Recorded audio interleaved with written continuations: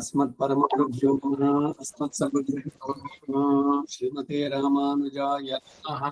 धर्मान्तया वक्त्रं ज्ञानवैराग्यभूषणं श्रीमद्वेङ्कटनाथार्यं वन्दे वेदान्तदेशिकं लक्ष्मीनाथसमारम्भां नाथयामनमध्यमाम् अस्मदाचार्यपर्यन्तां वन्दे गुरुपरम्परां यो नित्यमच्युतपदाम्बुजयुग्मरुक्मा व्यामोहतस्तदितराणि तृणाय मेने अस्मद्गुरोर्भगवतस्य सिन्धोः रामानुजस्य चरणौ शरणं प्रपद्ये मातापिता युवतीयस्तनया विभूतिः सर्वं यदेव नियमेन मदन्मयानाम् आद्यस्य नः कुलपतेर्वकुलाभिरामं श्रीमत्तदङ्घ्रिविगलं प्रणमामि मूर्ध्नाम् भूतं सरश्च महदाह्वयपड्डनाथ श्रीभक्तिसारकुलशेखर योगिवाहान् भक्ताङ्घ्रिरेण परकालयतीन्द्रमिश्रान् श्रीमत्पराङ्कुशमुनिं प्रणतोऽस्मि नित्यम् श्रीमान् वेङ्कटनाथार्य कवितार्किककेसरी वेदान्ताचार्यवर्यो मे सन्निधत्तां सदा हृदि गुरुभ्यस्तद्गुरुभ्यश्च नमो वाग्मदीमहे वडीमहे च तत्राद्यो दम्पती जगदाम्पति स्वशेषभूतेन मया स्वीः सर्वपरिच्छदैः विधातुं प्रीतमात्मानं श्रीमान् प्रक्मते स्वयं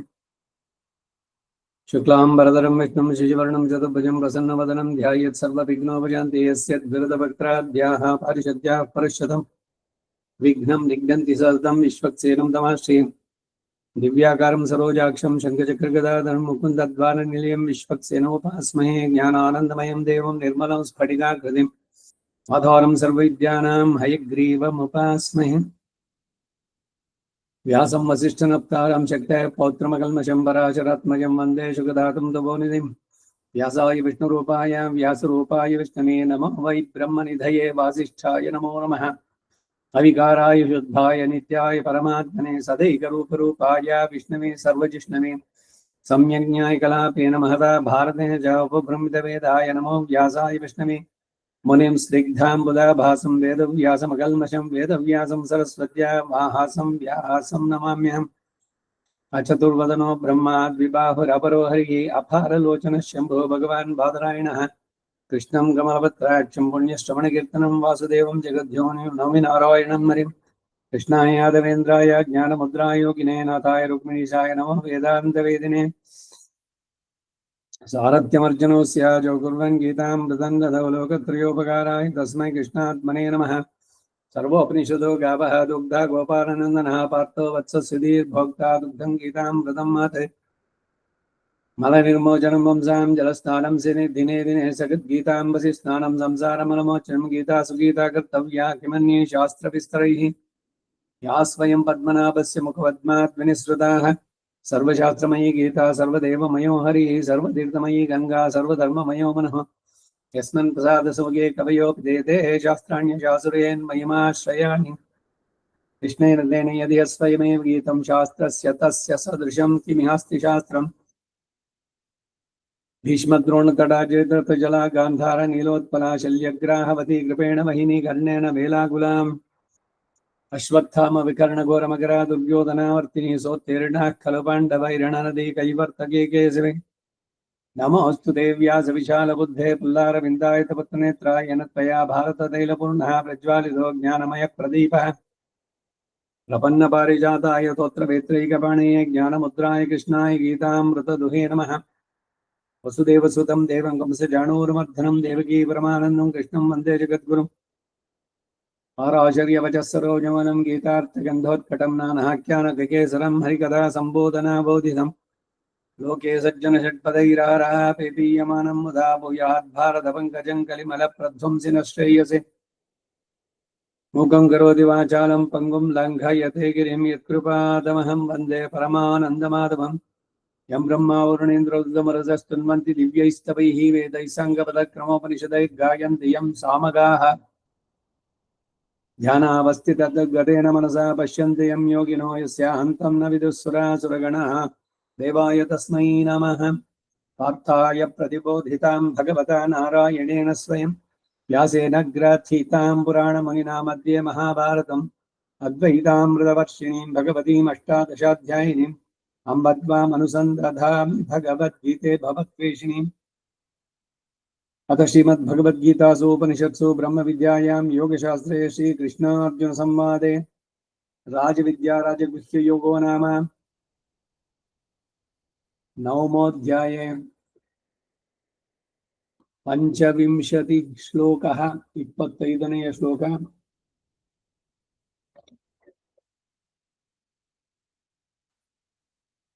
ಯಾಂತಿ ದೇವವ್ರತಾನ್ ದೇವಾನ್ ಪಿತॄನ್ ಯಾಂತಿ ಪಿತೃವ್ರತಾಃ ಭೂತಾನಿ ಯಾಂತಿ ಭೂತೇಜ್ಯಾಃ ಯಾಂತಿ ಮದ್ಯಾಜಿನೋಪಿ ಮಾಂ. ಅದರ ಅರ್ಥವನ್ನ ನೋಡಿದ್ವಿ. ಭಾಷ್ಯಕ್ಕೆ ಅರ್ಥ ಇವಾಗ. ಇದಕ್ಕೆ ರಾಮಾನುಜರ ಭಾಷ್ಯ, ಅದು ಇವತ್ತಾಗಬೇಕಾದ್ದು. ವ್ರತ ಶಬ್ದ ಸಂಕಲ್ಪವಾಚಿ.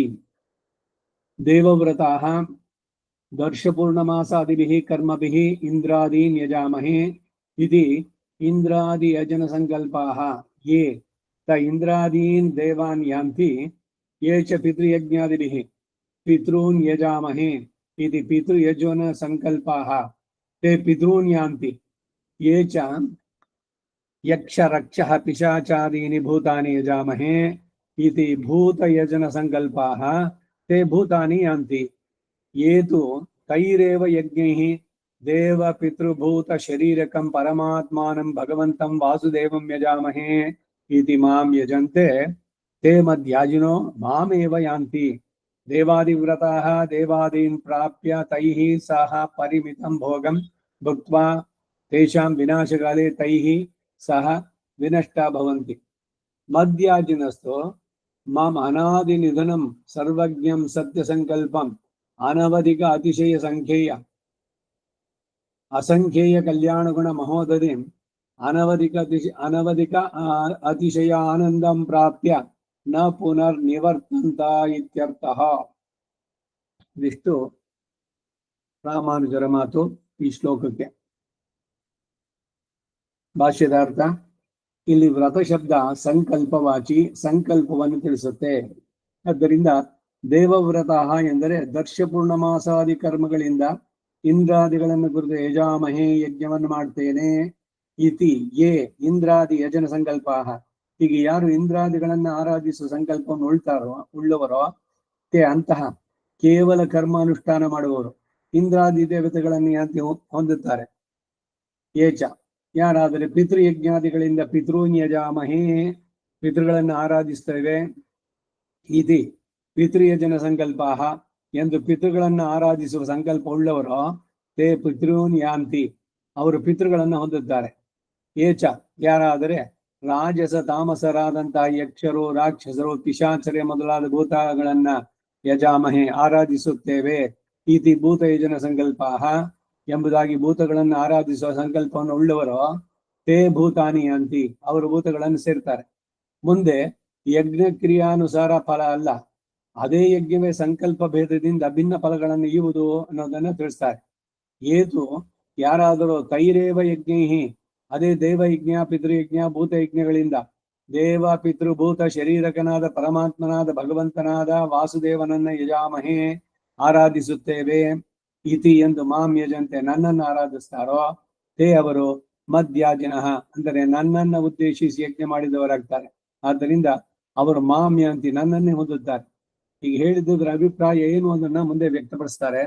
ದೇವಾದಿವ್ರತ ದೇವಾದಿಗಳನ್ನು ಆರಾಧಿಸುವ ಸಂಕಲ್ಪದಿಂದ ಯಜ್ಞಾದಿಗಳನ್ನು ಅನುಷ್ಠಿಸುವವರು ದೇವಾದಿಗಳನ್ನು ಪ್ರಾಪ್ಯ ಹೊಂದಿ ತೈ ಸಹ ಅವರುಗಳೊಂದಿಗೆ ಪರಿಮಿತವಾದ ಭೋಗವನ್ನ ಭುಕ್ತ ಅನುಭವಿಸಿ ತೇಷಾಂ ವಿನಾಶಗಾಲೆ ಅವರುಗಳಿಗೆ ವಿನಾಶ ಉಂಟಾಗುವ ಕಾಲದಲ್ಲಿ ಅಂದರೆ ಪ್ರಳಯದಲ್ಲಿ ತೈ ಸಹ ವಿನಷ್ಟ ಭವಂತಿ ಅವರೊಂದಿಗೆ ಇವರು ನಾಶವಾಗ್ತಾರೆ.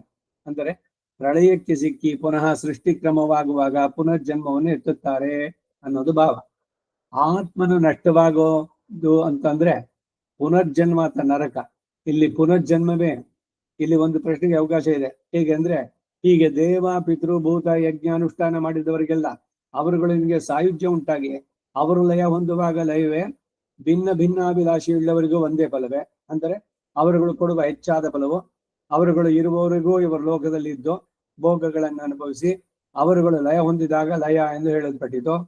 ಅವರು ದೇವಾದಿಗಳ ಸಾಯುಜ್ಯವನ್ನು ಅಪೇಕ್ಷಿಸಿದ ಪಕ್ಷದಲ್ಲಿ ಅದನ್ನು ಹೊಂದಿ ಪ್ರಳಯವಾದ ನಂತರ ಆ ದೇವತೆಗಳಿಗೆ ಸ್ಥಾನಭ್ರಷ್ಟತೆ ಎಂದು ಇತರ ಫಲಗಳನ್ನು ಕೋರಿದವರಿಗೆ ಆ ಫಲಗಳ ಭೋಗ ಉಂಟಾಗಿ ಅಲ್ಲಿಂದ ಪುನಃ ಜನ್ಮವನ್ನು ಎತ್ತುತ್ತಾರೆ ಎಂದು ಭಾವಿಸತಕ್ಕದ್ದು.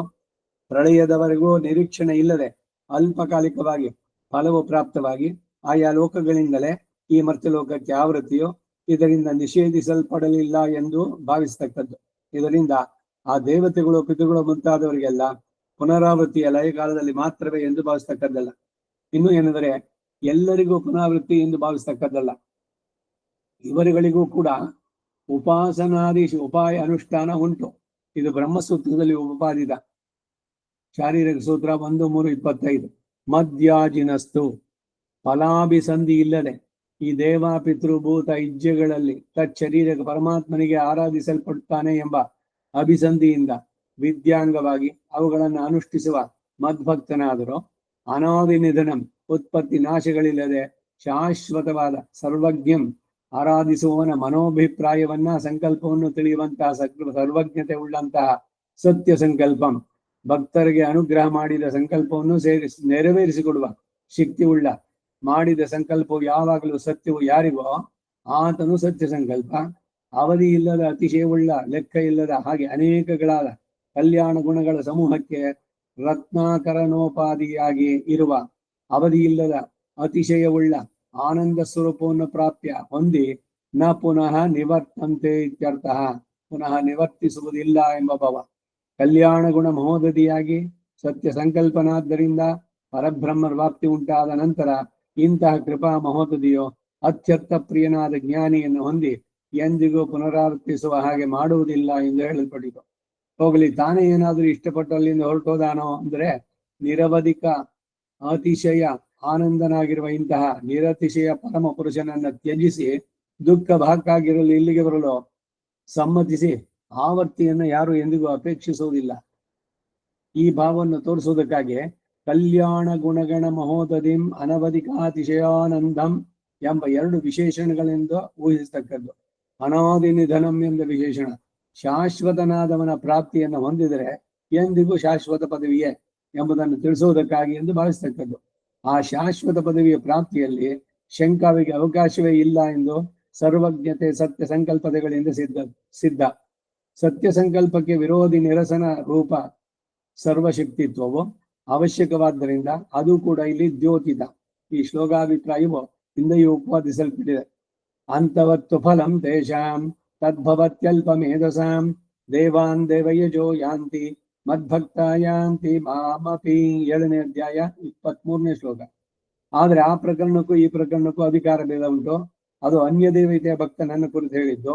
ಇದು ಪರಮಾತ್ಮ ಭಕ್ತನಾಗಿ ಫಲಕಾಮನೆ ಉಳ್ಳ ಮತ್ತು ಸರ್ವ ಯಜ್ಞಗಳಿಂದಲೂ ಪರಮಾತ್ಮನೇ ಆರಾಧ್ಯ ಎಂಬ ಜ್ಞಾನವಿಲ್ಲದ ಅಧಿಕಾರಿಯನ್ನು ಕುರಿತದ್ದು. ಇಷ್ಟು ಮಾತ್ರವೇ ವ್ಯತ್ಯಾಸ. ಇವರುಗಳು ಸುಖದಿಗಳೇ ಆದ್ದರಿಂದ ಸ್ವಾಮಿಯ ಅನುಗ್ರಹವು ಯಾವತ್ತಾದ್ರೂ ಉಂಟು ಎಂಬುದು ಸ್ವಲ್ಪ ಮಪ್ಯಸ್ಯ ಧರ್ಮಸ್ಯ ತ್ರಾಯತೆ ಮಹತೋ ಭಯಾತೆ ಎಂಬುದರಿಂದ ಊಹಿಸಬಹುದು. ಇಲ್ಲಿ ಮಧ್ಯಾಜಿನ ಮಾಮಪಿ ಯಾಂತಿ ಎಂಬಲ್ಲಿ ಯಜದಾತವನ್ನು ಉಪಯೋಗಿಸುವುದು ಉಪಾಸನಾಂಗ ಕರ್ಮಯೋಗ ವಿಷಯವೇ ಇಲ್ಲವೇ ಅಂಗೀಕರಿಯಾದ ಭಕ್ತಿಯೋಗ ವಿಷಯವೇ ಎಂಬ ಸಂದೇಹ ಉಂಟಾಗಬಹುದು. ಹಿಂದೆ 22ನೇ ಶ್ಲೋಕದಲ್ಲಿ ಯೇ ಜನಾಹ ಪರ್ಯುಪಾಸತೆ ಎಂದು ಹೇಳಿ 23ನೇ ಶ್ಲೋಕದಲ್ಲಿ ಅವರನ್ನು ತೂ ಶಬ್ದದಿಂದ ವ್ಯಾವರ್ತಿಸಿ ಏತು ಅನ್ಯ ದೇವತಾ ಭಕ್ತ ಯಜಂತೆ ಎಂದು ಹೇಳಲ್ಪಟ್ಟಿರೋದ್ರಿಂದ ಇದು ಪ್ರಕರಣ ಪರಮಾತ್ಮ ಉಪಾಸನೆ. ದಿವ್ಯಮಂಗಳ ಯುಕ್ತನಾದ ಉಪಾಸಕನಾಗಿ ಅಪ್ರತಿಗಾಲಂಬನವಾಗುವುದರಿಂದ ಮೋಕ್ಷ. ಶಾರೀರಿಕ ಸೂತ್ರ 1.14. ಅನ್ಯ ದೇವತೋಪಾಸನ ದಿವ್ಯಮಂಗಳ ವಿಗ್ರಹದ ಉಪಾಸನೆ ಆಗದೆ ಪ್ರತೀಕಾಲಂಬನವಾಗುವುದರಿಂದ ಮೋಕ್ಷವಿಲ್ಲ. ಅಲ್ಲಿ ಪುನರಾವೃತ್ತಿ ಉಂಟು. ಅಲ್ಲಿ 22ನೇ ಶ್ಲೋಕದಲ್ಲಿ ಉಪಾಸನೆ, 23ರಲ್ಲಿ ಯಜನವು ಹೇಳಲ್ಪಟ್ಟು ಈ 25ರಲ್ಲಿ ಮಧ್ಯಾಜಿನೋಪಿ ಎಂಬಲ್ಲಿ ಯಜನವು ಹೇಳಲ್ಪಟ್ಟಿರೋದ್ರಿಂದ 2 ಸಂಬಂಧದಲ್ಲೂ ಉಪಾಸಕನು ಅನುಷ್ಠಿಸುವ ಯಜ್ಞಗಳೆಂದೇ ಅರ್ಥ ಮಾಡತಕ್ಕದ್ದಾಗಿದೆ. ಅರ್ಥವಾಯ್ತಾ? ಈಗ ಹೇಳಿದ್ದು ವಿಷಯ ಏನು ಅಂದ್ರೆ, ಈಗ ನಿತ್ಯ ನೈಮಿತ್ತಿಕ ಕರ್ಮಗಳನ್ನು ನಡೆಸಬೇಕು, ಶ್ರದ್ಧೆಯಿಂದ ಮಾಡಬೇಕು, ಪ್ರೀತಿಯಿಂದ ಮಾಡಬೇಕು. ಎಲ್ಲವನ್ನು ಹೇಳ್ಬೇಕಾದ್ರೆ ಏನು, ಆ ಸಾತ್ವಿಕ ತ್ಯಾಗದೊಂದಿಗೆ ಮಾಡಬೇಕು. ನಾನೆಲ್ಲ ಮಾಡ್ತಿರೋನು, ಈ ಕರ್ಮ ನನ್ನದಲ್ಲ, ಈ ಫಲ ನನ್ನದಲ್ಲ, ಇದರಲ್ಲಿ ಬರುವಂತಹದ್ದು ಮತ್ತೆ ಏನು, ಇದೆಲ್ಲ ಭಗವದರ್ಪಿತವಾಗಿ ಭಗವಂತನಿಗೆ ಪ್ರೀತಿಯಾಗಿ ಅವನೇ ನೇಮಿಸಿದಂತಹ ವರ್ಣಾಶ್ರಮ ಧರ್ಮಗಳ ಆಚರಣೆ, ನಿತ್ಯ ನೈಮಿತ್ತಿಕಗಳ ಆಚರಣೆ ಮಾಡಿ ಅದನ್ನು ಭಗವಂತನಿಗೆ ಸಮರ್ಪಣೆ ಮಾಡಿದ್ರೆ ಅದೇನೇ ಮೋಕ್ಷಕ್ಕೆ ಕಾರಣವಾಗುತ್ತೆ. ಅಂಥವನಿಗೂ ಪುನರಾವೃತ್ತಿ ಇಲ್ಲ. ಆದ್ರೆ ಕೇವಲ ಈ ಯಾವುದೋ ಒಂದೊಮ್ಮ ಮಾಡಿದ್ರೆ ಅದರಿಂದ ನನಗೇನೋ ಶಕ್ತಿ ಸಿಗುತ್ತೆ, ಇನ್ನೇನೋ ದುಡ್ಡು ಸಿಗುತ್ತೆ, ಇಲ್ಲೇನೋ ಹೆಸರು ಸಿಗುತ್ತೆ, ಈ ತರ ಧನ ಧಾನ್ಯ ಪಶು ಬಹುಪುತ್ರ ಲಾಭ ದೀರ್ಘವಾದ ಆಯಸ್ಸು ಇಂಥದ್ದು ಬೇಕು ಅಂತಂದ್ಬಿಟ್ಟು ನೀವು ಬಯಸಿ ಉದ್ದೇಶ ಫಲವಂತದಲ್ಲಿ ಉದ್ದೇಶ ಇಟ್ಟುಕೊಂಡು ಮಾಡಿದ್ದಾದ್ರೆ ಅದು ಪುನರಾವೃತ್ತಿಗೆ ಕಾರಣವಾಗುತ್ತೆ ಅಂತ. ಅನ್ಯ ದೇವತೆಗಳನ್ನ ಭಜಿಸುವಂತಹದ್ದು. ಈಗ ಪ್ರಪತ್ತಿನಲ್ಲಿ ಹೇಳೋದು ಇದೇನೆ, ಏನು ಅಂತಂದ್ರೆ ಏನೇ ಇದ್ರು ಕೂಡ ಭಗವಂತನಲ್ಲೇ ಕೇಳಿ, ಅವನೇ ಎಲ್ಲವನ್ನು ಕೊಡ್ತಾನೆ. ನೀವ್ ಯಾವ್ಯಾವ್ದೋ ದೇವತೆಗಳಿಗೆ ಯಾವ್ದೋ ವ್ರತ ಹರಕೆ ಮಾಡ್ಕೊಂಡ್ರೆ ಆ ಹರಕೆ ಇದರಿಂದ ಪ್ರೀತನಾದಂತ ಆಯಾಯ ದೇವತೆಗಳು ಕೊಡುವಂತ ಶಕ್ತಿ ಯಾರು ಕೊಟ್ರು? ಇವನೇನೆ.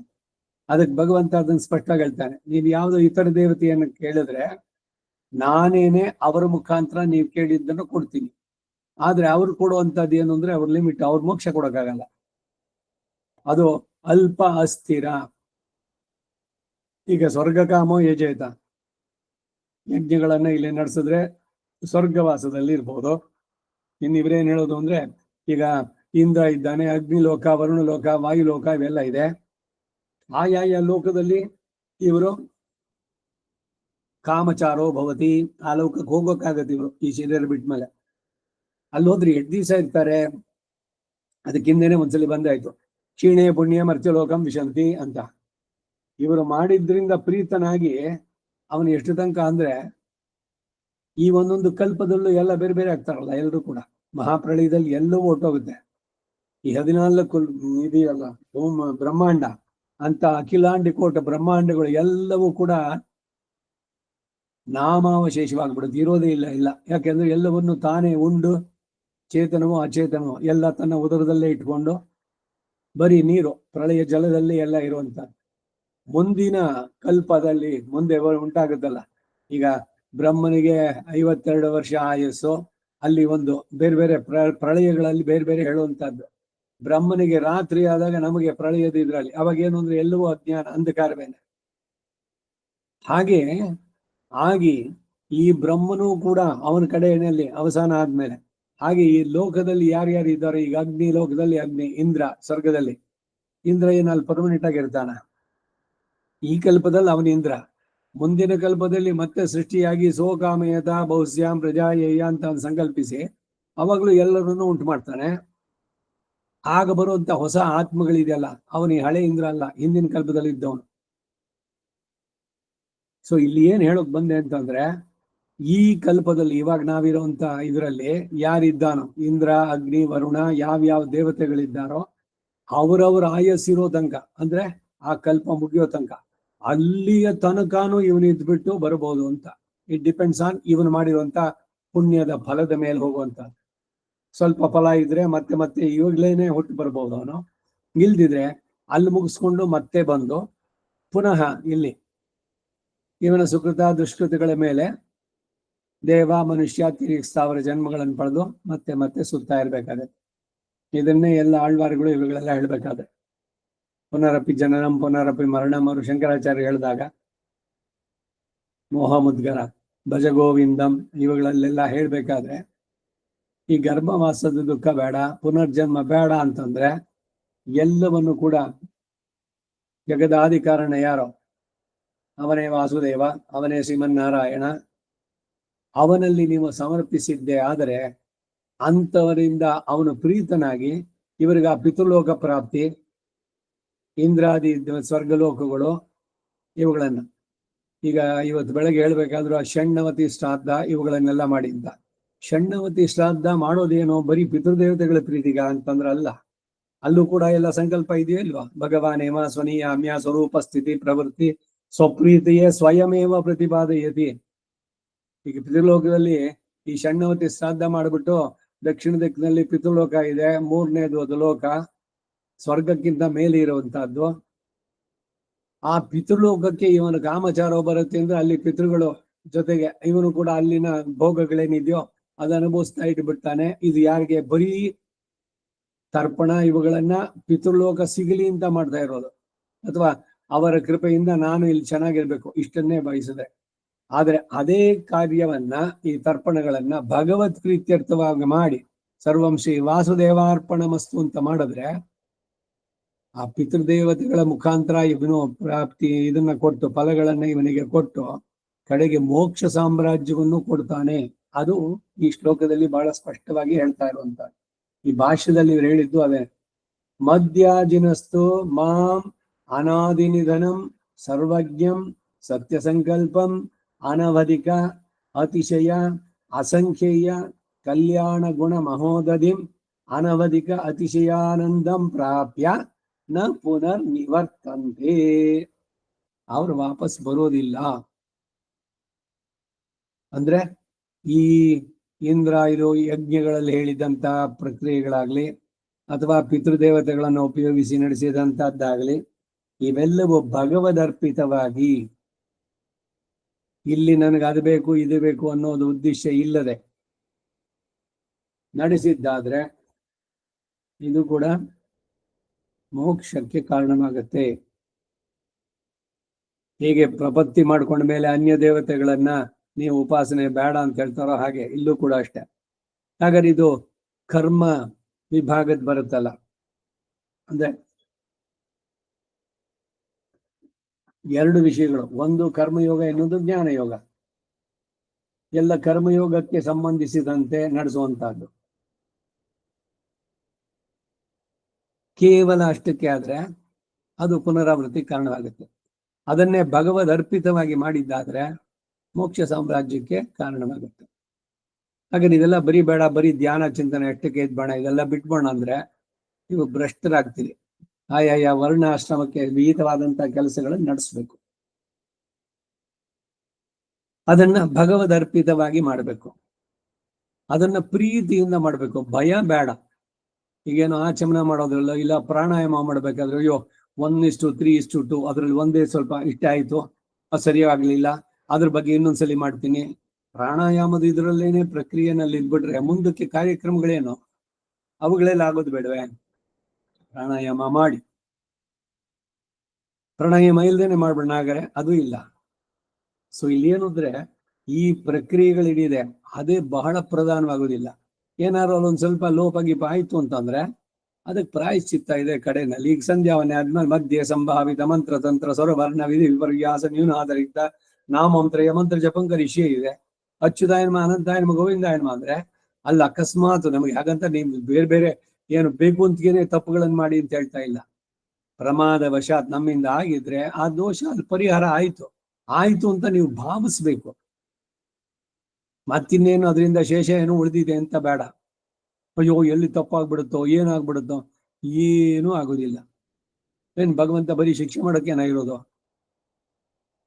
ನೀವು ಮಾಡುವಂತದ್ದನ್ನ ಆ ಪ್ರೀತಿಯಿಂದ ಭಗವಂತನಿಗೆ ಮಾಡಿದಾಗ ಅಷ್ಟೇ ಪ್ರೀತಿಯಿಂದ ಅವನು ಸ್ವೀಕಾರ ಮಾಡ್ತಾನೆ. ಒಂದ್ ವೇಳೆ ತಪ್ಪು ನಡೆದಿದ್ರೆ ಅವನು ಸರಿ ಮಾಡ್ತಾನೆ. ಸೊ ಮುಖ್ಯವಾದದ್ದೇನು, ಭಗವಂತನ ತಿಳಿಯೋದು, ಅದು ಪ್ರಧಾನವಾಗ್ಬೇಕು. ಇದೆಲ್ಲ ಇನ್ ದ ಸೆಕೆಂಡರಿ ಸೆನ್ಸ್, ಬಿಟ್ಬಿಡಿ ಅಂತ ಹೇಳ್ತಾ ಇಲ್ಲ. ಇದನ್ನ ಸರಿಯಾಗಿ ತಿಳಿಬೇಕಾದದ್ದು. ಹೀಗ್ ಮಾಡಿದ್ರೆ ಸರಿನೋ, ಹಾಗೆ ಮಾಡಿದ್ರೆ ಸರಿನೋ, ಆ ಸಂದೇಹಗಳು ಬರೀ ಸಂದೇಹಗಳೇ ಆಗೋದು ಬೇಡ. ಯಾರ್ಯಾರು ಒಬ್ಬರನ್ನ ಇಷ್ಟ, ನಿಮಗೆ ಯಾರಲ್ಲಿ ವಿಶ್ವಾಸ ಇದೆಯೋ ಅವರನ್ನು ಆರಿಸ್ಕೊಳ್ಳಿ. ಅವ್ರು ಹೇಳಿದಂತೆ ಶ್ರದ್ಧೆಯಿಂದ ಮಾಡಿ. ಅವ್ರು ಹೇಳಿದ್ರಲ್ಲಿ ನಂಬಿಕೆ ಇರಲಿ, ಮತ್ತೆ ಅದರಲ್ಲೂ ಮತ್ತೆ ಸಂದೇಹಗಳು ಬರಬಾರ್ದು. ಇದು ಬಹಳ ಬಹಳ ಮುಖ್ಯವಾಗಿ ಬೇಕಾದದ್ದು. ಸಂಶಯಾತ್ಮ ವಿನಶ್ಯತಿ ಅಂತ ಭಗಳು ಸ್ಪಷ್ಟವಾಗಿ ಹೇಳ್ತಾನೆ. ಈಗ ಇವರಲ್ಲೂ ಕೇಳೋದು, ಅವರಲ್ಲೂ ಮತ್ತು ಕೇಳೋದು, ಅವ್ರ ಹಂಗೆ ಹೇಳೋದು ಇವ್ರು ಹಿಂಗೆ ಹೇಳಿದ್ರು ಅಂತ ಬರೀ ಕನ್ಫ್ಯೂಷನ್ಸ್ ನಲ್ಲೇ ಇದ್ರೆ ಯಾವುದು ಸರಿ? ಇಲ್ಲ ಸ್ವತಃ ನಿಮಗೆ ನಿರ್ಧಾರ ಮಾಡೋದಿದ್ಯಾ? ಅದಿಲ್ಲ. ಹೋಗ್ಲಿ, ಇನ್ನೊಬ್ರದ್ದು ಹೇಳಿದ್ ಕೇಳ್ತೀರಾ? ಅದನ್ನು ಮಾಡೋಲ್ಲ. ಬರೀ ಸಂದೇಹಗಳೇ ಆಗ್ಬಿಟ್ರೆ ಉದ್ಧಾರ ಆಗೋದು ಹೇಗೆ? ಅದರಿಂದ ಯಾರಲ್ಲಿ ನಿಮಗೆ ಪೂರ್ಣವಾದ ನಂಬಿಕೆ ಇದೆಯೋ ಅವ್ರು ಹೇಳಿದ ಮಾತಿನಲ್ಲಿ ಕಾನ್ಫಿಡೆನ್ಸ್ ಇಟ್ಟು ಅವರು ಹೇಳಿದಂತೆ ನಡೆಸಿದ್ರೆ ಖಂಡಿತ ಆಗತ್ತೆ. ಇದಕ್ಕೆ ಬೇಕಾದಷ್ಟು ಉದಾಹರಣೆಗಳು ಪುರಾಣದ ಉಲ್ಲೇಖಗಳಲ್ಲೇ ಕೊಡುವಂತ. ಅವ್ರು ಹೇಳಿದ್ರು, ನಾನು ಅವ್ರು ಹೇಳಿದ್ರಲ್ಲಿ ಪೂರ್ಣವಾದ ನಂಬಿಕೆ ಇದೆ, ನಡೆಸಿದ್ರೆ ಮುಗಿದೋಯ್ತು, ನಿಮಗೇನು ದೋಷನೇ ಬರೋಲ್ಲ. ಅವ್ರೇನಾದ್ರು ತಪ್ಪು ದಾರಿ ನಿಮ್ಗೆ ತಿಳಿಸಿದ್ರೆ ಆ ದೋಷಗಳೆಲ್ಲ ಅವ್ರಿಗೆ ಬರುತ್ತೆ.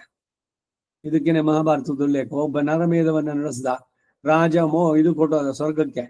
ಈ ನಡೆಸಿದವನನ್ನ ನರಕಕ್ಕೆ ಕೇಳ್ಕೊಂಡ್ಬಂದ್ರು.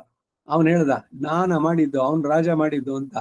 ರಾಜ ಮಾಡಿದ್ ಸರಿ, ರಾಜನಿಗೆ ನಿನ್ನಲ್ಲಿ ಪೂರ್ಣವಾದ ನಂಬಿಕೆ ಶ್ರದ್ಧೆ ಇತ್ತು, ನಿನಗೆ ಸಾಧಕ ಬಾಧಕ ಮಾಡುವಂತ ವಿವೇಕ ನಿನಗಿರ್ಬೇಕಾಗಿತ್ತು.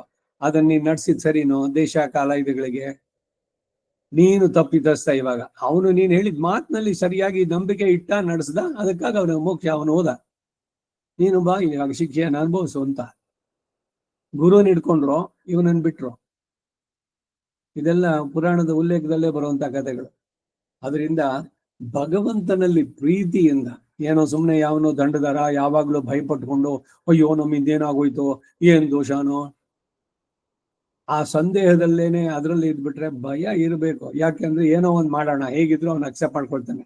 ಆ ಆಟಿಟ್ಯೂಡ್ ಪರವಾಗಿಲ್ಲ, ಕೇರ್ಲೆಸ್, ಏನಾದ್ರೂ ಇರ್ತಾರೆ ಮಾಡ್ತಾರೆ, ಈ ತರದ್ದಾಗಬಾರ್ದು. ಆದಷ್ಟು ವಿವೇಕದಿಂದ ಶ್ರದ್ಧೆಯಿಂದ ಅದನ್ನು ನಡೆಸೋಣ, ಪ್ರೀತಿಯಿಂದ ನಡೆಸೋಣ.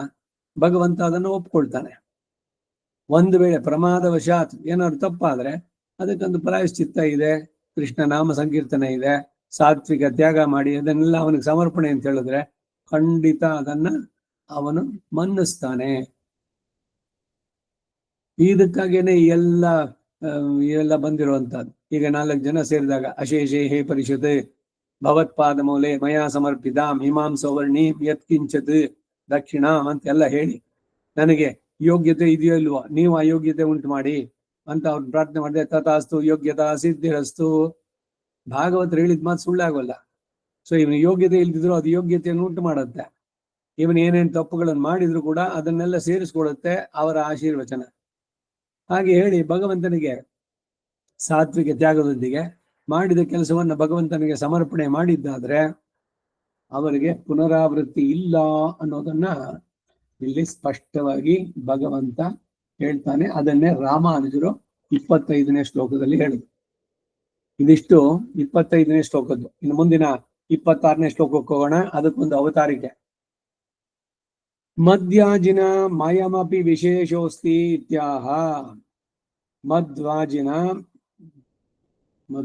ಆಗೋಗಿದೆ, ಮದ್ಯಾಜಿನ, ಮತ್ ಯಾಜಿನ ವಕಾರ ಅಲ್ಲ, ಯಾವತ್ ಮಾಡಿ. ಮದ್ಯಾಜಿನ ಪುಟ 1116 ಶ್ಲೋಕ 26 2ನೇ ಸಂಪುಟ ಭಗವದ್ಗೀತೆ.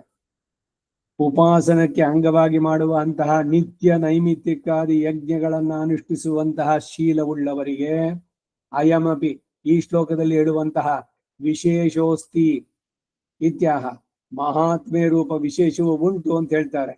ಹೀಗೆ ಕರ್ಮ ಅನುಷ್ಠಾನದಲ್ಲಿ ಫಲಾಭಿಲಾಷಿಗೂ ಫಲಾಭಿಸಂಧಿ ರಹಿತನಿಗೂ ಇರುವ ಪ್ರಾಪ್ಯದಲ್ಲಿರುವ ವ್ಯತ್ಯಾಸವನ್ನ ಹಿಂದೆ ಹೇಳಿ ಈಗ ಆ ಪ್ರಾಪ್ಯವನ್ನು ಹೊಂದುವ ಸಾಧನದಲ್ಲಿರುವ ವ್ಯತ್ಯಾಸವನ್ನು ತಿಳಿಸ್ತಾರೆ. ಫಲಾಭಿಲಾಷಿಯಾದವನಾದರೂ ಯಾವುದನ್ನ ಸಮರ್ಪಿಸಬೇಕು ಎಂದು, ಹೇಗೆ ಆರಾಧಿಸಬೇಕು ಎಂದು ಶಾಸ್ತ್ರವಿಹಿತವೋ ಹಾಗೆಯೇ ಅನುಷ್ಠಿಸಬೇಕಾಗಿರುತ್ತೆ. ಮದ್ಯಾಜಿಯಾದವನಿಗಾದರೂ ಬಹು ಸುಲಭವಾಗಿ ಆರಾಧ್ಯನಾಗಿ ನಾನು ಸುಪ್ರೀತನಾಗ್ತೇನೆ, ಆತನಿಗೆ ಅಲ್ಪಗಳಾಗಿಯೋ ಸುಲಭವಾಗಿ ದೊರಕುವ ಪತ್ರ ಪುಷ್ಪ ಫಲಾದಿಗಳಿಂದಲೇ ಸುಪ್ರೀತನಾಗ್ತೇನೆ. ಇದೀಗ ಎರಡಕ್ಕೂ ಇರುವ ವೈಲಕ್ಷಣ್ಯಗಳು ಅಂತ ಹೇಳಿದ್ರು. ಇದೇ ಮಾತನ್ನ ಈಗ ತಾನೇ ನಾನು 2 ನಿಮಿಷದ ಮೊದಲು ಹೇಳಿದೆ. ಭಗವತ್ ಪ್ರೀತ್ಯರ್ಥವಾಗಿ ಮಾಡಿ ಒಂದು ಆಚಮನ ಮಾಡ್ತೀವಿ, ಅಚ್ಚುತಾಯನ್ಮ ಅಂತ ಹೆಣ್ಮ ಗೋವಿಂದ ಹೆಣ್ಮ ಅರ್ಜೆಂಟ್ ಬೇಗ ಮಾಡ್ಬೇಕಾದ್ರೆ ಆ ಬೀದಿನಲ್ಲಿ 2 ಸಲ ತುಟಿ ಒರ್ಸ್ಕೊಳ್ಬೇಕಾಗಿತ್ತು, 1 ಸಲ ತುಟಿ ಒರ್ಸ್ಕೊಂಡ್ರಿ, ಕೈ ನೀರ್ ಮುಟ್ಕೊಂಡ್ರಿ. ಇನ್ನು ಎಷ್ಟು ಅಸಡ್ಡಿಯಾಗಿ ಮಾಡ್ತಾರೆ ಅದನ್ನ ಹೇಳ್ತಾ ಇಲ್ಲ ಇಲ್ಲಿ. ಸುಮ್ಮನೆ ಈ ಕಡೆ 1 2 3 ಹಿಂಗೆ ಅಂದ್ಬಿಟ್ಟು ಕಿವತ್ತು ಅಂದ್ಬಿಟ್ಟು ಹಿಂಗೆ ಅಂದ್ಬಿಡೋದು. 12 ನಾಮಗಳು, ಆ 12 ಅಂಗಗಳನ್ನ ಸ್ಪರ್ಶ ಮಾಡಿ ಅದು ಭಗವದರ್ಪಿತ ಅಂತ ಹೇಳ್ಬೇಕು. ಸರಿ, ನಾನು ಆಚಮನ ನಿಧಾನಕ್ಕೆ ಮಾಡ್ತೀನಿ. ಓಂ ಕೇಶವಾಯ ನಮಃ, ನಾರಾಯಣಾಯ ನಮಃ, ಮಾಧವಾಯ ನಮಃ. ಇದೆಲ್ಲ ಇದು ಶ್ರೌತಾಚಮನ ಆದ್ರೆ ಓಂ ಜೊತೆಗೆ ಪ್ರಣವದ ಜೊತೆಗೆ ಸೇರಿಸಿ ಒಂದೊಂದೇನೆ ಹೀಗೆ ಕೆನ್ನೆಯನ್ನ ಅಲ್ಲಲ್ಲೇ ಸ್ಪರ್ಶಿಸಿ, ಆಮೇಲೆ ಕಣ್ಣು, ಕಿರುಬೆರಳು ಮತ್ತೆ ಥಂಬ್ ಫಿಂಗರು, ಆಮೇಲೆ 4 ಫಿಂಗರು ಓಂ ವಿಷ್ಣುವೇ ನಮಃ, ಓಂ ಮಧುಸೂದನಾಯ ನಮಃ, ಆಮೇಲೆ ಕಿರಿಯಿಂದ ಓಂ ತ್ರಿವಿಕ್ರಮಾಯ ನಮಃ, ಕಿವಿ ವಾಮನಾಯ ನಮಃ, ಭುಜ ಶ್ರೀಧರಾಯ ನಮಃ, ಋಷಿಕೇಶಾಯ ನಮಃ, ಎಲ್ಲ ಬೆರಳುಗಳಿಂದ ನಾಭಿ. ಹೀಗೆ ನಿಧಾನಕ್ಕೆ ಮಾಡ್ತಾ ಕೂತ್ಕೊಂಡ್ರೆ ನಾವು ಹೋಮ ಮಾಡೋದಕ್ಕೆ ಅಥವಾ ಇದಕ್ಕೆ ಎಷ್ಟು ಹೊತ್ತು ಪ್ರಾಣಾಯಾಮ, ನಾನು ಸರಿಯಾಗಿ ಪ್ರಾಣಾಯಾಮ ಮಾಡ್ತೀನಿ ಅಂತ ನೀವು 3 ನಿಮಿಷ ಕುಂಕೊಂಡ್ಬಿಟ್ರೆ ಕಾರ್ಯಕ್ರಮ ಮುಂದುವರಿಯೋದು ಯಾವಾಗ?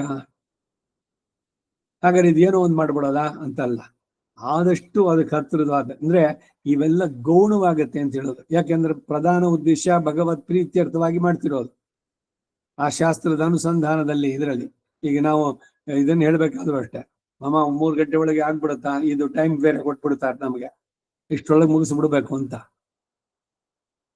ಯಾವುದೇ ಒಂದು ವೈದಿಕ ಕ್ರಿಯೆಗಳನ್ನು ನಡೆಸಬೇಕಾದ್ರೆ ಇಷ್ಟು ಗಂಟೆಯಿಂದ ಇಷ್ಟೊಳಗೆ ಅದನ್ನು ಮುಗಿಸ್ಬೇಕು ಅನ್ನೋಂಥ ಬಲವಂತ ಅವ್ರಿಗೆ ಆಗ್ಬಾರ್ದು. ಅದಕ್ಕಾಗಿ ಅವ್ರು ಓಡಿಸ್ಬೇಕು ಅಂತ ಅನ್ನೋದು ಆಗ್ಬಾರ್ದು. ಏನು ಒಂದು ಅಪ್ರಾಕ್ಸಿಮೇಟ್ ಆಗಿ ಹೇಳ್ಬೋದು ಟೈಮ್ ಸುಮಾರು ಇಷ್ಟ ಆಗತ್ತೆ ಅಗ್ನಿ ಪ್ರತಿಷ್ಠೆ ಅಂತಂದ್ರೆ ಅಂತ. ಅವನು ಸ್ವಲ್ಪ ಬೇಗ ಬೇಗ ಹೇಳ್ತಾ ಇರ್ಬೇಕು, ಇದರದ್ದು ಆಗ್ಬೇಕು. ಈಗ ಶ್ರಾದ್ದದಲ್ಲಿ ಶ್ರಾದ್ದಂ ನ ವಿಸ್ತರೇತ್ ಅಂತಾನೆ ಒಂದು ಸೂತ್ರ. ಓ ತಂದೆ ಶ್ರಾದ್ದ ಬಹಳ ಶ್ರದ್ಧೆಯಿಂದ ಮಾಡ್ತೀನಿ ಅಂತೇಳಿ ಹೇಳ್ಕೊಂಡು ಅದನ್ನ 4 ಗಂಟೆ ತನಕ ಮಾಡ್ಬಿಟ್ರೆ ಈ ಬ್ರಾಹ್ಮಣ ಅವ್ರದ್ದು ವರ್ಣ ಆಗಿ ಅವ್ರ ಉದ್ವಾಸನೆ ಆದ್ಮೇಲೆ ಇವ್ರು ಕೂತ್ಕೋಬೇಕು. ಅವ್ರ ಊಟನೇ 3 ಗಂಟೆ 4 ಗಂಟೆ ತನಕ ಮಾಡಿದ್ರೆ ಇವರೆಲ್ಲ ಬಂದವರೆಲ್ಲ ಊಟ ಯಾವಾಗ ಮಾಡ್ಬೇಕು? ಅದಕ್ಕೆ ಆಪಸ್ತಂಭ ಸೂತ್ರದಲ್ಲೇನೆ ಶ್ರಾದ್ದಂ ನ ವಿಸ್ತರೇತ್ ಅಂತಿದೆ. ಈ ಪುಸ್ತಕಗಳು ಅವರು ಇವರು ಕೆಲವರು ಹಾಕಿದ್ದಿದೆ, ಅನೇಕ ಮಹನೀಯರುಗಳು. ಈಗ ಯಾವ್ದೋ ಉದಕ ಶಾಂತಿನ ಯಾವ್ದೋ ಒಂದು ನೋಡ್ದೇನೆ, ಏನೊಂದು 250 ಪುಟ ಉದಕ ಶಾಂತಿಗೆ. ಆ ರೀತಿನಲ್ಲಿ ಅವ್ರು ಕುತ್ಕೊಂಡು ಮಾಡ್ತಾರೆ ಕೇಳಿ, ಅವರೇ ಮಾಡೋಲ್ಲ. ಮತ್ತೆ ಯಾಕೆ ಅದನ್ನೆಲ್ಲ ಸೇರಿಸಿದ್ರು? ಸುಮ್ಮನೆ ಏನೋ ತನಗೆ ತೋರಿದೆ ಅದನ್ನ ಅಲ್ಲಿ ಇಲ್ಲಿ ಸೇರಿಸಿ ಮಾಡಿ ಏನೇನೋ ಮಾಡ್ಕೊಂಡು ಏನಿದೆಯೋ ಅಷ್ಟು ಮಾಡಿದ್ರೆ ಸಾಕು. ಶಾರ್ಟ್ ಕಟ್ ಮಾಡೋದು ಬೇಡ, ಅಥವಾ ಅದಿಯಾಗಿ ಅದನ್ನ ದೊಡ್ಡದಾಗಿ ಮಾಡ್ತಾನೋ ಹೋಗೋದು ಬೇಡ. ಈ ವಿವೇಕ ಇರಬೇಕು ನಡ್ಸೋಂಥವ್ರಿಗೆ. ಕಾರ್ಯಕ್ರಮ ಆಗಬೇಕು. ಇಷ್ಟು ಜನ ಬಂದಿದ್ದಾರೆ ಅಷ್ಟೆಲ್ಲ, ಇವರೆಲ್ಲ ನಾನೇನು ತುಂಬಾ ಶ್ರದ್ಧೆಯಿಂದ ಮಾಡ್ತಾ ಇದ್ದೀನಿ, ಯಜಮಾನ ಕರ್ತರು ಇಲ್ಲ ಬಂದವನು ಸರಿಯಾಗಿ ಮಾಡಿಸ್ತೀನಿ ಅಂತ ನಿಧಾನಕ್ಕೆ ಎಲ್ಲದನ್ನು ಮಾಡೋಣ ಹಾಗೆ ಹೀಗೆ ಅಂತ ಕೂತ್ಕೊಂಡ್ರೆ ಅವರೆಲ್ಲ ಹಸ್ಕೊಂಡಿರ್ತಾರೆ. ಅದೊಂದು ಅಪಚಾರ ಆಗತ್ತೆ ಬಂದವ್ರ ಮುಂದೆ. ಇದಕ್ಕೆ ಹಾಗಂತ 12 ಗಂಟೆ 11 ಗಂಟೆಗೆ ಮುಗಿಸ್ಬೋಣ, ಬಂದಿದ ತಕ್ಷಣ ಅವ್ರದ್ದು ಎಳೆ ಹಾಕೋದಕ್ಕೆ ಹೇಳ್ಬಿಡ್ತಾರೆ ಅಂತ ಆ ಹರಿಬರಿನೂ ಬೇಡ, ಅಥವಾ ಸಿಕ್ಕಾಪಟ್ಟಿ ಎಳೆಯೋದು ಬೇಡ. ಇವೆರಡಕ್ಕೆ ಒಂದು ಇದನ್ನ ತರಬೇಕು, ಮೀಟಿಂಗ್ ಪಾಯಿಂಟ್. ಅದಕ್ಕೇನು ಅಂದ್ರೆ ಬೇಗ ರೆಡಿ ಆಗ್ಬೇಕು. ಯಜಮಾನ ಪೌರೋಹಿತ್ಯ ಬೃಹಸ್ಪತಿ ಬರೋನು ಇಷ್ಟೊತ್ತಿಗೆ ರೆಡಿ ಆಗಿ ಅಂದ್ರೆ ಅಷ್ಟೊತ್ತಿಗೆ ರೆಡಿ ಆಗ್ಬೇಕು. ಬೇಗ ಬೇಗ ಮಾಡುವಂತಹದ್ದು ಯಾವುದೇ ಕ್ರಿಯೆನಲ್ಲಿ 11th ಅವರ್ಗೆ ಇಟ್ಕೋಬೇಡಿ. ಎಲ್ಲ ಇದು ಈಗಿನ ಜನರೇಷನ್ ನಲ್ಲಿ ಎಲ್ಲ ಆಗಿ ಇನ್ನೇನು ಹೋಗ್ಬೇಕು ಅಂದ್ರೆ, ಇವತ್ತು ಹಿಂದೆನೇ ಯಾವಾಗಲೂ ಒಂದ್ಸಲ ಹೇಳಿದೆ ನಾನು, ಇವತ್ತು ಬೆಳಗ್ಗೆ 10 ಗಂಟೆಗೆ ಫ್ಲೈಟ್ ಇದೆ ಅಂತಂದ್ರೆ 9 ಗಂಟೆನಲ್ಲಿ ಅವಾಗ ಇನ್ನು ರೆಡಿ ಮಾಡ್ಕೊಳ್ಳೋಕೆ ಇದೆಲ್ಲಿದೆ ಅದಲ್ಲಿದೆ ಅಂತ ಹುಡ್ಕೋದು. ಯಾವತ್ತು ಹೋಗ್ಬೇಕು ಅಂತ ನಿರ್ಧಾರ ಮಾಡಿದ್ರು ಅವತ್ತೇ ಇದೆಲ್ಲ ಒಂದು ಸೂಟ್ಕೇಸ್ನಲ್ಲಿ ಹಾಕಿಟ್ಬಿಟ್ಟು ಮಾಡಿ ಮುಗಿಸೋಕ್ಕಾಗಲ್ವೇ? ಏನಾದ್ರು ಒಂದು ಕೆಲಸ ಆಗ್ಬೇಕು. ಇಲ್ಲ ಬೆಳಗ್ಗೆ ಹೊರಡ್ಬೇಕು ಅಂತಂದಾಗ ಪ್ರಿಪರೇಷನ್, ಆ ಟೈಮ್ನಲ್ಲಿ ಅದೆಲ್ಲಿದೆ ಇದೆಲ್ಲಿದೆ ಅಂತ ಹುಡ್ಕೋ ಬದಲು ಹಿಂದಿನ ದಿವಸ ಎಲ್ಲ ರೆಡಿ ಮಾಡಿ ಇಟ್ಕೋಬಾರ್ದ? ಕೃತಕೃತ್ಯ ಪ್ರತೀಕ್ಷಂತೆ ಮೃತ್ಯು ಪ್ರಿಯ ಅತಿಥಿಂ ಅಂತ ಅಂದ್ಬಿಟ್ಟು ಒಂದ್ ಬಂತು.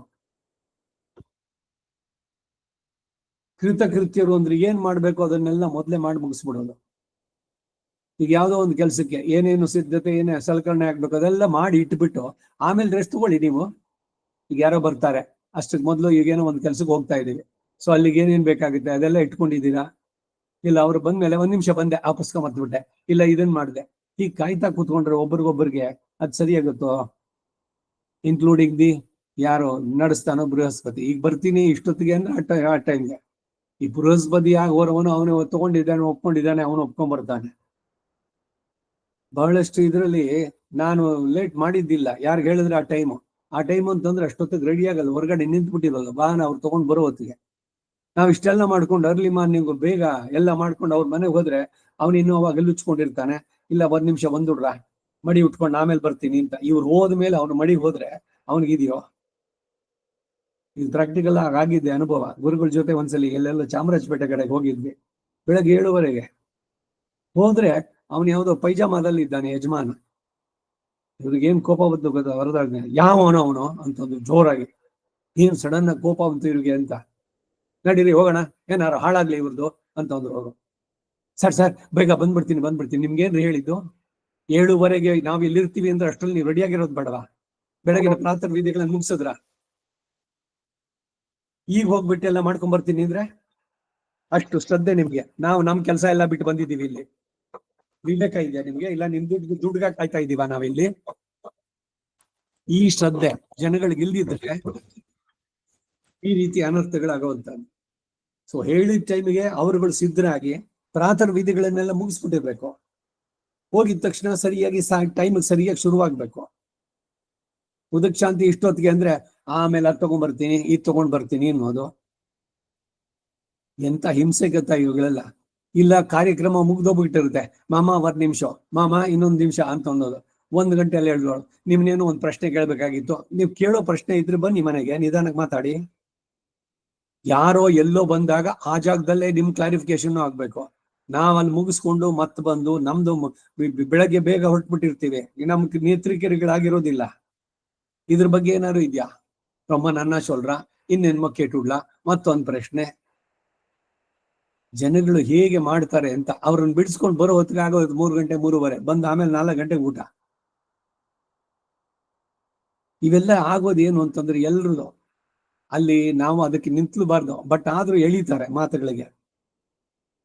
ಯಜಮಾನ ಸರಿಯಾದ ಟೈಮಿಗೆ ರೆಡಿಯಾಗಿ ಇದ್ರೆ, ಇದು ಅನೇಕ ಕಡೆ ಇಲ್ಲೇ ಮಮ್ಮ ಬರ್ಬೇಕು ಅಂತಿದ್ವಿ, ಅಲ್ಲೇನೋ ಟ್ರಾಫಿಕ್ ಜಾಮ್, 1000 ಎಕ್ಸ್ಕ್ಯೂಸಸ್ ಕೊಡ್ಬೋದು. ನೀವು ಟೈಮ್ ಹೇಳಿದ್ದಕ್ಕೆ ಸರಿಯಾಗಿ ಬಂದ್ರು. ಇದು ಶಿಸ್ತು, ಡಿಸಿಪ್ಲಿನ್ ಬೇಕಾಗಿರುವಂತದ್ದು.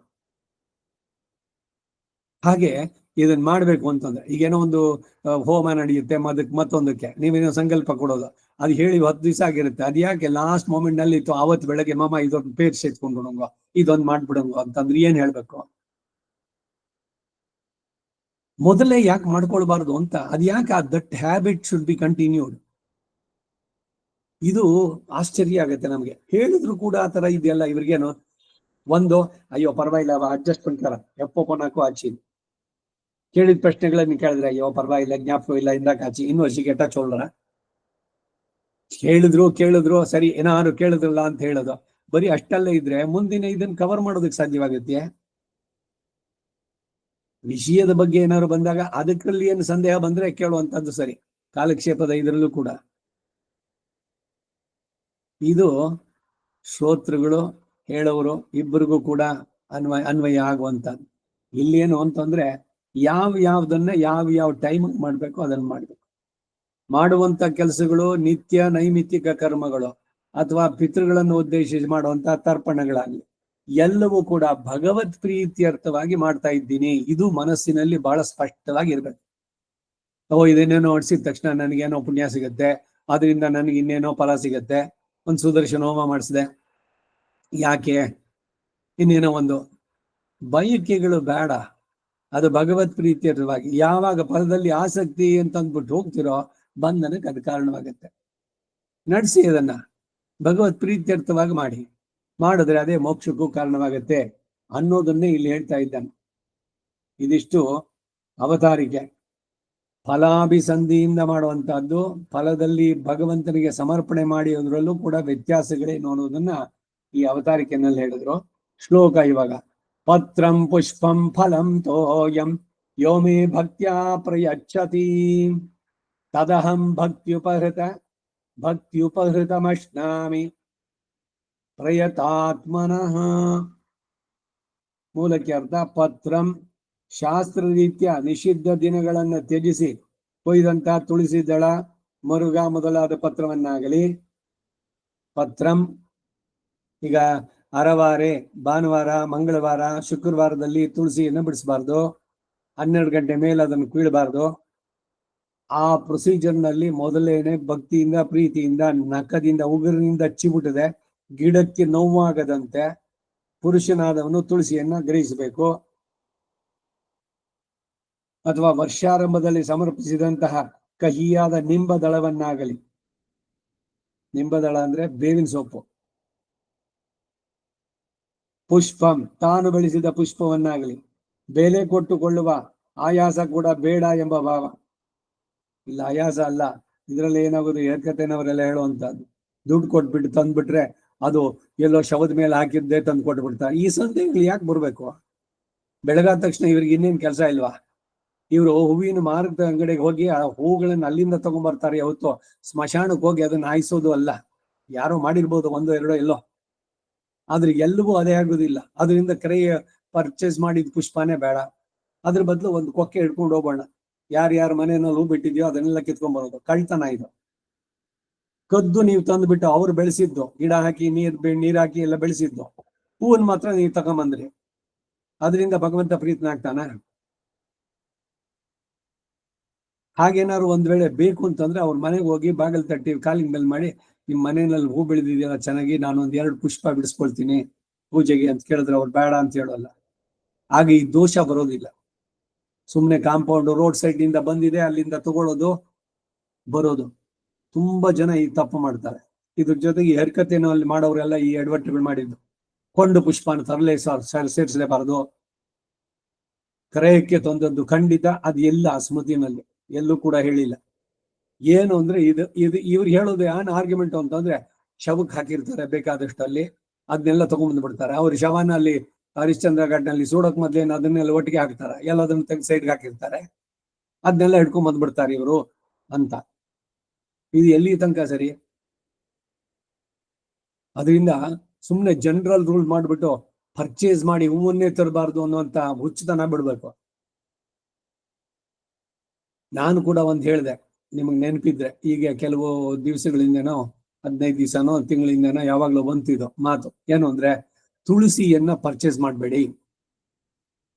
ಈ ದೇವಸ್ಥಾನ ಮುಂದೆ ತುಳಸಿ ಇಟ್ಟಿರ್ತಾರೆ, ಎಲ್ಲೇ ಆಗ್ಲಿ, ಆ ತುಳಸಿ ಮಾಲೆ ತಗೊಂಡ್ರೆ ಏನು ಅಂತಂದ್ರೆ, ದೊಡ್ಡ ದೊಡ್ಡ ಕಿಡ್ಡ ಕೊಂಬೆಗಳನ್ನೇ ಮುರಿದು ಸೇರಿಸ್ಬಿಟ್ಟು ಕಟ್ಬಿಟ್ಟಿರ್ತಾರೆ. ಆ ಮಧ್ಯದಲ್ಲಿರೋ ದಾರ ತೆಗೆದ್ರೆ ಉದ್ದಕ್ಕಿರೋ ಬ್ರಾಂಚ್ ಅದು, ಆ ಗಿಡದ ನಾಶ ಅದು. ನಾವ್ ಇಲ್ಲಿ ಹೇಳೋದು ಉಗುರದಿಂದಾನೇ ಕಟ್ ಮಾಡಬಾರ್ದು ತುಳಸಿನ, ಅದಕ್ಕೆ ಗಿಡಕ್ಕೆ ನೋವಾಗದೆ ಅಂತ ತಗೊಂಡ್ ಬನ್ನಿ ಅಂತ ಹೇಳೋದು. ತುಳಸಿ ದಳ 3 ಎಲೆ ಇರ್ಬೇಕು ಅಥವಾ 5 ಎಲೆ ಇರ್ಬೇಕು ಅದ್ರಲ್ಲಿ ಅಷ್ಟೇ, ಕೊಂಬೆನೆ ತಂದ್ಬಿಡೋದ. ಈಗಲೂ ಅದಕ್ಕೆ ಮತ್ತೆ ಹೇಳ್ತಾ ಇದ್ದೇನೆ, ನೀವು ದೇವಸ್ಥಾನಕ್ಕೆ ಹೋಗ್ಬೇಕಾದ್ರೆ ತುಳಸಿನ ಪರ್ಚೇಸ್ ಮಾಡಿ ತಗೊಂಡು ಹೋಗ್ಬೇಡಿ. ನಿಮ್ ಮನೆಯಲ್ಲಿ ಬೆಳೆದಿದ್ 4 ದಳ ಇಟ್ಕೊಂಡು ಹೋಗಿ, ಅದು ಬಹಳ ಪ್ರೀತಿ ಆಗುತ್ತೆ ಭಗವಂತನಿಗೆ. ದುಡ್ಡು ಕೊಟ್ಟು ತಗೊಂಬಂದ್ರೆ ಏನಾಗುತ್ತೆ ಅಂದ್ರೆ, ಅವ್ರು ಬೆಳೆಸಿರ್ತಾರೆ, ಆ ಗಿಡ ಎಲ್ಲ ಮುರಿದು, ಕೊಂಬೆಗಳೆಲ್ಲ ಮುರಿದು ತಂದು ಹಾಕಿರುವಂತಹದ್ದು. ತುಂಬಾ ಹಿಂಸೆ ಅದು ಗಿಡಗಳಿಗೆ. ಆ ತರದಲ್ಲಿ ತುಳಸಿಯನ್ನ ಕುಯ್ಯೋದಲ್ಲ. ಸೊ ಅದರಿಂದ ಬಹಳ ಶ್ರೇಷ್ಠವಾದದ್ದೇನು ಅಂದ್ರೆ, ನಾವೇನೆ ಒಂದು ಪಾಠ ಏನೋ ಒಂದು, ಎಲ್ಲ ಕಾಂಕ್ರೀಟ್ ಜಂಗಲ್ಲು, ಮನೆ ಸುತ್ತಲೂ ಎಲ್ಲ ಬರೀ ಕಾಂಕ್ರೀಟೇನೆ, ಎಲ್ಲೂ ಭೂಮಿ ಜಾಗನೇ ಬಿಟ್ಟಿಲ್ಲ. ಇನ್ನೆಲ್ಲ ಕಡೆನೂ ಇದು ಏನೋ ಕಬ್ಬಣದ ಬೇಲಿ, ಎಲ್ಲ ಪಂಜರದಲ್ಲಿ ನಾವು ಜೈಲ್ ಒಳಗಡೆ ಕೂತ್ಕೊಂಡಂಗೆ ಮಾಡ್ಕೊಂಡಿರೋದು. ಹೋಗ್ಲಿ, ಅದರಲ್ಲೇನೆ ಎಲ್ಲೋ ಬೆಳಗ್ ಬರುತ್ತೋ ಆ ಜಾಗದಲ್ಲಿ ಒಂದು ಪಾಟಲ್ಲಿ ಒಂದು ತುಳಸಿ ಬೆಳೆಸಿ, ಬೆಳಗಾದ ತಕ್ಷಣ ಮನೆಯಲ್ಲಿರೋ ಸ್ತ್ರೀಯರು ಅದಕ್ಕೆ ಒಂದು ದೊಡ್ಡ ನೀರು ಹಾಕಿ ಪೂಜೆ ಮಾಡ್ಲಿ, ಅರ್ಶಿನ ಕುಂಕುಮ ಹಚ್ಚಿ ತುಳಸಿಯನ್ನ ಪ್ರಾರ್ಥನೆ ಮಾಡೋದು. ಪ್ರತಿದಿನ ಬೃಂದಾವನದ ಪೂಜೆ ಅದನ್ನ ಅವ್ರು ನಡೆಸಲಿ, ತುಳಸಿಯನ್ನ ನೀವು ಬಿಡಿಸಿ. ಇನ್ನು ಆ ತುಳಸಿ ಕಟ್ಟೆ, ಬೃಂದಾವನದ ಒಳಗಡೆ ಇರೋ ತುಳಸಿನ ಉಪಯೋಗಿಸಬಾರದು, ಏನೇನೋ ಕಥೆಗಳು ಎಲ್ಲ ಎಲ್ಲಿದೆ? ಅದು ಯಾವ ಸ್ಮೃತಿನಲ್ಲಿ ಹೇಳಿದೆ? ತುಳಸಿ ಇರೋದು ಭಗವಂತನ ಸಮರ್ಪಣೆಗೆ.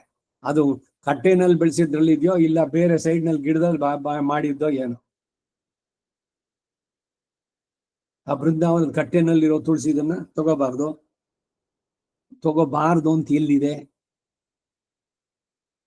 ತುಳಸಿ ಗಿಡ ಬೆಳೆಸಿರೋದು ಯಾಕೆ? ಭಗವಂತನ ಆರಾಧನೆಗೆ. ಆರಾಧನಾರ್ಥಂ ಪುರುಷೋತ್ತಮಸ್ಯ ಲುನಾಮಿ ಪತ್ರಂ ತುಳಸಿಂ ಕ್ಷಮಸ್ವ.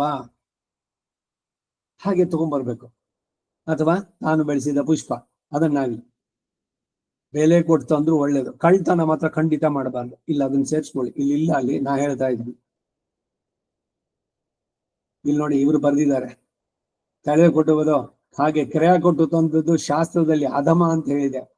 ತಾನು ಬೆಳೆಸಿದ್ದು ಉತ್ತಮಂ ಸ್ವಾರ್ಜಿತಂ ಪುಷ್ಪಂ ಮಧ್ಯಮಂ ವನ್ಯಮುಚ್ಯತೆ ಅಧಮಂತು ಕ್ರಿಯಕ್ರೀತಂ ಪಾರಕ್ಯಂ ಅಧಮಾಧಮಂ. ಇತರ ಮನೆಯ ಹೂವು ಅಧಮಾಧಮ ಅಂತ ಹೇಳಲ್ಪಟ್ಟಿದೆ. ಅಂದ್ರೆ ಕಳ್ತನ ಮಾಡಿ ತಗೊಂಬಂದಿದ್ದು ಹೂವು, ತಂತಿ ಕೊಕ್ಕೆ ತಗೊಂಡೋಗ್ಬಿಟ್ಟು ವಾಕಿಂಗ್ ನಲ್ಲಿ ಎಲ್ಲ ಕಡೆಯಿಂದ ಒಂದು ಕವರ್ನಲ್ಲಿ ಎಲ್ಲ ತುಂಬಿಸ್ಕೊಂಡ್ಬರೋದು, ಇದು ಅಧಮ. ಆದ್ರೆ ಕರೆಯಕ್ಕೆ ಕೊಟ್ಬಿಟ್ಟು ತಗೊಂಬಂದ್ರೆ ಅದು ತಪ್ಪಾಗಲ್ಲ. ಅದಕ್ಕೆ ಇಲ್ಲಿ ಯಾಕೆ ಅಧಮ ಅಂತ ಹೇಳ್ತು ಅನ್ನೋದಕ್ಕೂ ಕಾರಣ ಹೇಳ್ತೀನಿ.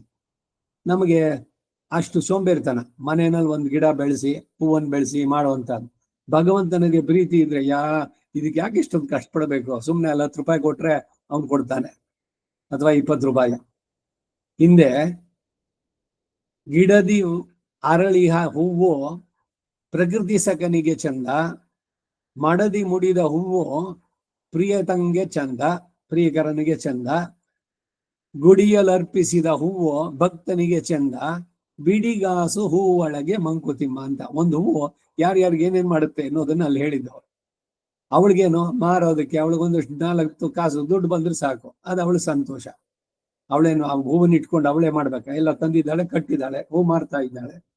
ಹಾಗೆ ಸೊ ಕೊಂಡ ಹೂವು ಯಾತಕ್ಕೆ ಕಡಿಮೆ ಅಂತಂದ್ರೆ, ನೀವು ಸ್ವತಃ ಒಂದು ಗಿಡವನ್ನ ಬೆಳೆಸಿ ಅದರಿಂದ ಪುಷ್ಪವನ್ನು ಬೆಳಗಾದ ತಕ್ಷಣ ಆರಾಧನೆಗೆ ಸಂಭಾರಾನ್ ಸಮೃತ್ಯ ಅಂತಂದಾಗ ತುಳಸಿ ಪುಷ್ಪ ಇವುಗಳನ್ನೆಲ್ಲ ಸಿದ್ಧ ಮಾಡ್ಕೊಂಡು ಮಾಡೋದಿದೆಯಲ್ಲ ಅದು ಉತ್ತಮವಾದದ್ದು.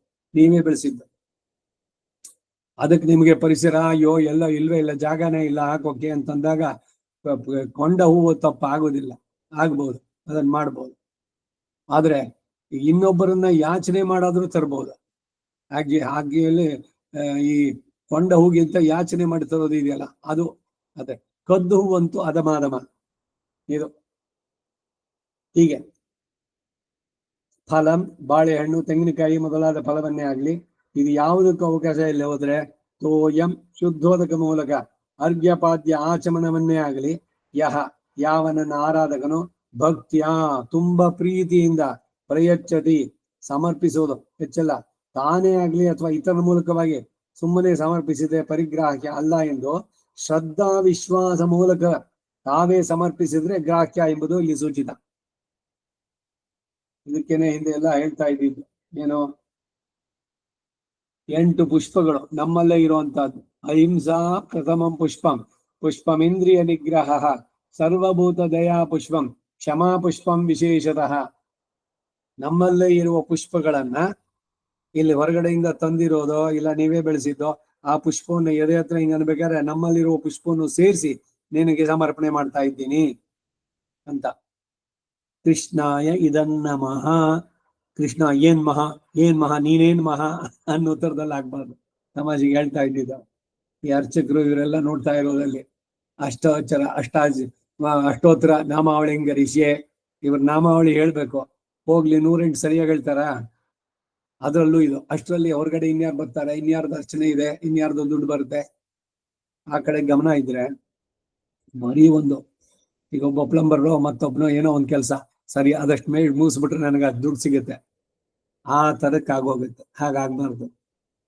ಎಲ್ಲವನ್ನು ಕೂಡ ಭಕ್ತಿಯಿಂದ ಪ್ರೀತಿಯಿಂದ ಭಗವಂತನಿಗೆ ಸಮರ್ಪಣೆ ಮಾಡಿದ್ರೆ ಅದು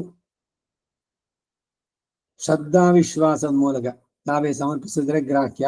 ಪತ್ರಂ ಪುಷ್ಪಂ ಅಂತ ಹೇಳಿದ್ರು. ಇವೆಲ್ಲವೂ ಕೂಡ ಒಟ್ಟಿಗೆ ಬೇಕು ಅಂತ ಹೇಳಲಿಲ್ಲ. ಪತ್ರಂ ವಾ ಪುಷ್ಪಂ ವಾ ಎಂದು ವಿಕಲ್ಪಿಸಿ ಯಾವುದಾದ್ರೂ ಒಂದರಿಂದ ತೃಪ್ತ ಆಗ್ತಾನೆ ಅಂತ. ಎಲ್ಲವನ್ನೂ ಮಾಡಿದ್ರೆ ಆಯ್ತಾ, ನಿಮಗೆ ಶಕ್ತಿ ಇದ್ರೆ ಮಾಡಿ, ಇಲ್ಲ ಯಾವ್ದಾದ್ರು ಒಂದು. ಈಗ ಬರೀ ನೀರ್ನಲ್ಲಿ ಸಮರ್ಪಣೆ ಮಾಡಿದ್ರೆ ಆಗತ್ತೋ? ಧಾರಾಳವಾಗಿ ಆಗತ್ತೆ. ಯಾವಾಗ? ಇವೆಲ್ಲ ಸಿಗದೆ ಇದ್ದಾಗ. ಇದೆಲ್ಲ ವಾಪಕ್ಷಿಗಳು ಅಂದ್ರೆ ಆಪಧರ್ಮಗಳು. ಶ್ರದ್ಧೆಯಿಂದ ಎಲ್ಲವನ್ನು ತಂದು ಮಾಡೋಣ. ಇಲ್ದಿರ ಅಯ್ಯೋ ಎಲ್ಲ ಇದೆಲ್ಲ ಉಪಚಾರ ಪದೇಶನ ಶುಲ್ಯೂಟ ಕಾಚಿ ಬರೀ ಬಾಯಿನಲ್ಲೆಲ್ಲ ಹೇಳ್ಬಿಡ್ತೀನಿ ಅಂತ ಅದು ಅಲ್ಲ. ತರಬೇಕು, ಮಾಡಬೇಕು. ಇಲ್ಲಿ ಪತ್ರಂ ಪುಷ್ಪಂ ಅಂತ ಹೇಳಿದ್ದು ಆರಾಧನೆ ರೂಪದಲ್ಲಿ ನಾಮ ಸಂಕೀರ್ತನೆ, ಸ್ತೋತ್ರ ಮೊದಲಾದವುಗಳಲ್ಲೂ ಪ್ರದಕ್ಷಿಣೆ, ಅಂಜಲಿ ಮೊದಲಾದವುಗಳಿಗೆ ಇದು ಉಪಲಕ್ಷಣ. ಅಂದ್ರೆ ಅವುಗಳು ಕೂಡ ಸೇರಿದ್ದು. ಬರೀ ಪುತ್ರ ಪುಷ್ಪ ಫಲ ತೋಯ 4 ಅಂತಲ್ಲ. ನಾಮ ಸಂಕೀರ್ತನೆ ಪ್ರೀತಿಯಿಂದ ಮಾಡೋಣ. ನಮಸ್ಕಾರ ಮಾಡುವಂತಹದ್ದು ಶಾರ್ಟ್ ಕಟ್ ಬೇಡ. ಅದರಲ್ಲಿ ಭಗವಂತನಿಗೆ ದೀರ್ಘದಂಡ ಪ್ರಣಾಮ ಪ್ರೀತಿಯಿಂದ, ಭಗವಂತನ ದಿವ್ಯ ಚರಣಗಳನ್ನೇ ನಾನು ಮುಟ್ತಾ ಇದ್ದೀನಿ ಅನ್ನೋ ಭಾವದಿಂದ 2 ಕೈಯನ್ನು ಅಂಜಲಿ ಸೇರಿಸಿ ಸಾಷ್ಟಾಂಗ ಪ್ರಣಾಮ, ಸ್ತ್ರೀಯರಾದ್ರೆ ಪಂಚಾಂಗ ಪ್ರಣಾಮ. ಸಕೃತ್ಕೃತೋಂಜಲಿ ತದೈವ ಮುಷ್ಣಾತ್ಯ ಶುಭಾನ್ಯ ಶೇಷತಃ ಶುಭಾನಿ ಪುಷ್ಣಾತಿ ನಜಾತು ಹೀಯತೆ. ಸ್ತೋತ್ರ ರತ್ನ ಇದು ರಾಮನೂರ್ದು 28ನೇ ಶ್ಲೋಕ. ಅಂಜಲಿ ಪರಮಾಮುದ್ರಾ ಕ್ಷಿಪ್ರಂ ದೇವ ಪ್ರಸಾದಿನಿ. 2 ಕೈಯನ್ನ ಸೇರಿಸಿ ಭಗವಂತನಿಗೆ ನಮಸ್ಕಾರ ಮಾಡಿದ್ರೆ ಅಥವಾ ಯಾವ ದೇವತೆಗೆ ಮಾಡ್ತೀರೋ, ಕ್ಷಿಪ್ರಂ ಬಹಳ ಬೇಗ ಪ್ರಸಾದವನ್ನ ಅಂದ್ರೆ ಭಗವಂತನ ಕೃಪೆ ನಮ್ಮ ಮೇಲೆ ಉಂಟಾಗುವಂತೆ ಮಾಡುತ್ತೆ. ಹೀಗೆ ಎಲ್ಲ ಉಪಾಯ ಅನುಷ್ಠಾನಕ್ಕೆ ಸಹಕಾರಿ. ಪ್ರಯತಾತ್ಮನಃ ಪರಮಾತ್ಮನಲ್ಲೇ ನಿರತಿಶಯ ಪ್ರೀತಿ ಇರುವಂತಹ ಅಂತಹ ಮಹಾಪರಿಶುದ್ಧ ಮನಸ್ಸಿನ ಭಕ್ತಿಯಿಂದ ಸಮರ್ಪಿಸಿದ ಭಕ್ತಿ ಉಪಹೃತಂ ಸಮರ್ಪಿಸಲ್ಪಟ್ಟಿದ್ದು. ಉಪಹಾರ ಉಪಹೃತಂ ಅಂತ ಓದಿದಲ್ಲಿ. ಆದ್ದರಿಂದಲೇ ತತ್ ಅಂತಹ ಅಲ್ಪವಾದ ಪತ್ರ ಪುಷ್ಪ ಫಲ ತೋಯಗಳಲ್ಲಿ ಯಾವುದನ್ನೇ ಆಗಲಿ ಆ ಭಕ್ತರಲ್ಲಿ ಅಸದೃಶವಾದ ಮಮತೆಯನ್ನಿಟ್ಟಿರುವಂತ ನಾನು ಜ್ಞಾನೀತು ಆತ್ಮ ಇವ ಮೇ ಮತಂ ಎಂದು ಸಚ ಮಮ ಪ್ರಿಯ ಎಂದು ಹಿಂದೆ ಹೇಳಿದಂತ ನಾನು ಅಶ್ನಾಮಿ ಅತಿ ಆದರದಿಂದ ಅದನ್ನು ಪರಿಗ್ರಹಿಸ್ತೇನೆ. ಮಹಾಭಾಗವತರಾದ ಕುಚೇಲರು ಅವಲಕ್ಕಿಯನ್ನ ಅವರೇ ನಾಚಿಕೆಯಿಂದ ಕೊಡದೇ ಇದ್ರು, ತಾನೇ ಕೇಳಿ ತೆಗೆದುಕೊಂಡು ಎಷ್ಟು ಆದರದಿಂದ ಪ್ರೀತಿಯಿಂದ ಭುಜಿಸಿದನೋ ಹಾಗೆ ಎಂಬ ಭಾವವು ಇಲ್ಲಿ ದ್ಯೋತಿತವಾದದ್ದು.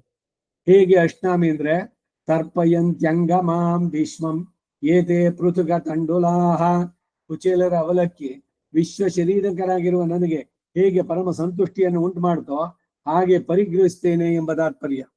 ನಾವು ಭಕ್ತಿಯಿಂದ ಕೊಡೋದು ಮುಖ್ಯ ಹೊರತು ಯಾವುದು ಚಿನ್ನದ ತಟ್ಟೆನಲ್ಲಿ ಕೊಡ್ತಾ ಇದ್ದೀರಾ, ಇಲ್ಲ ಬೆಳ್ಳಿ ತಟ್ಟೆ ಇಟ್ಟಿದ್ದೀರಾ, ಇಲ್ಲ ಎಲ್ಲ ಇಂಪೋರ್ಟೆಡ್ ಫ್ರೂಟ್ಸಾ, ಎಲ್ಲಿಂದ ತೊಂದ್ರಿ, ಇವೆಲ್ಲ ಅಲ್ಲ. ಭಕ್ತಿಯಿಂದ ಪ್ರೀತಿಯಿಂದ ಎಷ್ಟೇ ಇದಿದ್ರು ಕೂಡ. ಸೊ ಅದು ಬಹಳ ಮುಖ್ಯವಾದದ್ದು ಅಂತ. ಹಾಗಾದ್ರೆ ಏನು ಕಳಪೆಯನ್ನು ಸಮರ್ಪಣೆ ಮಾಡಬೇಕು ಅಂತ ಅಲ್ಲ.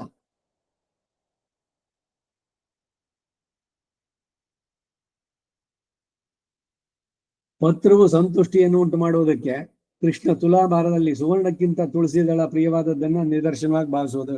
ಈ ಸತ್ಯಭಾಮೆ ತನ್ನ ಹತ್ರ ಬೇಕಾದಷ್ಟಿದೆ ಅಂತ ಕೃಷ್ಣ ನಾನು ಕೂಡಿಸ್ಬಿಡ್ತಾ ತುಲಾಭಾರ ಮಾಡ್ತೀನಿ ಇಲ್ಲ. ಎಲ್ಲ ಕಥೆಗಳು ನೀವೆಲ್ಲ ಕೇಳಿದ್ರಿಂದ ನಾರದ್ರು ಹೇಳಿದ್ರು ಕೃಷ್ಣನನ್ನ ಹೇಗೆ, ಅಯ್ಯೋ ನನ್ನ ಹತ್ರ ಬೇಕಾದಷ್ಟಿದೆ ಆವರಣಗಳು ಎಲ್ಲ ಅವನು ತುಂಗು ಬಿಡ್ತೀನಿ ಒಂದ್ಸಲಿ. ಇದು ತಿರುಪತಿನಲ್ಲೂ ಇದೆಯಲ್ಲ, ಎಲ್ಲ ಕಡೆ ಅಲ್ಲೊಂದೇ ಕಡೆ ಅಲ್ಲ ಅನೇಕ ಕಡೆನಲ್ಲಿ ತುಲಾಭಾರ ಕೊಡೋದು ಅಂತ. ಏನು ಅಂದ್ರೆ ಈಗ ಬೆಲ್ಲ, ನನ್ನ ತೂಕದಷ್ಟು ಬೆಲ್ಲವನ್ನು ಅವನಿಗೆ ಸಮರ್ಪಣೆ ಮಾಡ್ತೀನಿ, ಇಲ್ಲ ಉಪ್ಪು, ಏನೋ ಒಂದು ದ್ರವ್ಯ, ಅಕ್ಕಿ, ತೆಂಗಿನಕಾಯಿ, ಹೀಗೆಲ್ಲ. ಇವಳು ನನ್ನ ಹತ್ರ ಇರೋ ಆಭರಣಗಳು ಎಲ್ಲ ಬೇಕಾದಷ್ಟಿದೆ ಸತ್ಯಭಾಮೆ, ಎಲ್ಲವನ್ನು ಇಟ್ಲು, ಇರೋದೆಲ್ಲ ತಂದು ತುಂಬಿಸಿದ್ಲು, ಕೈನಲ್ಲಿ ಇದ್ದಿದ್ದು ಎಲ್ಲದನ್ನು ತೆಗೆದಾಕಾಯ್ತು. ಇನ್ನು ಕೃಷ್ಣನ್ ತಗಡಿ ಮೇಲೆ ಕೇಳಲೇ ಇಲ್ಲ. ಆಮೇಲೆ ರುಕ್ಮಿಣಿ ಬಂದ್ಲು, ಪ್ರೀತಿಯಿಂದ ಒಂದೇ ಒಂದು ತುಳಸಿ ದಳ ಇಟ್ಲು, ಇಟ್ಟಿದ ತಕ್ಷಣ ಬಂದ್ಬಿಡ್ತು ಅಂತ. ಅಲ್ಲೇನು ಅಂದ್ರೆ ಈ ನನ್ನ ಹತ್ರ ಆಭರಣಗಳು ಬಹಳ ಅಂತ ಅಹಂಕಾರವನ್ನ ನಿರಸನಕ್ಕೆ ಅಲ್ಲೊಂದು ಉಲ್ಲೇಖ ತೋರಿಸಿ ಈ ತರ ಮಾಡಿದ್ದು.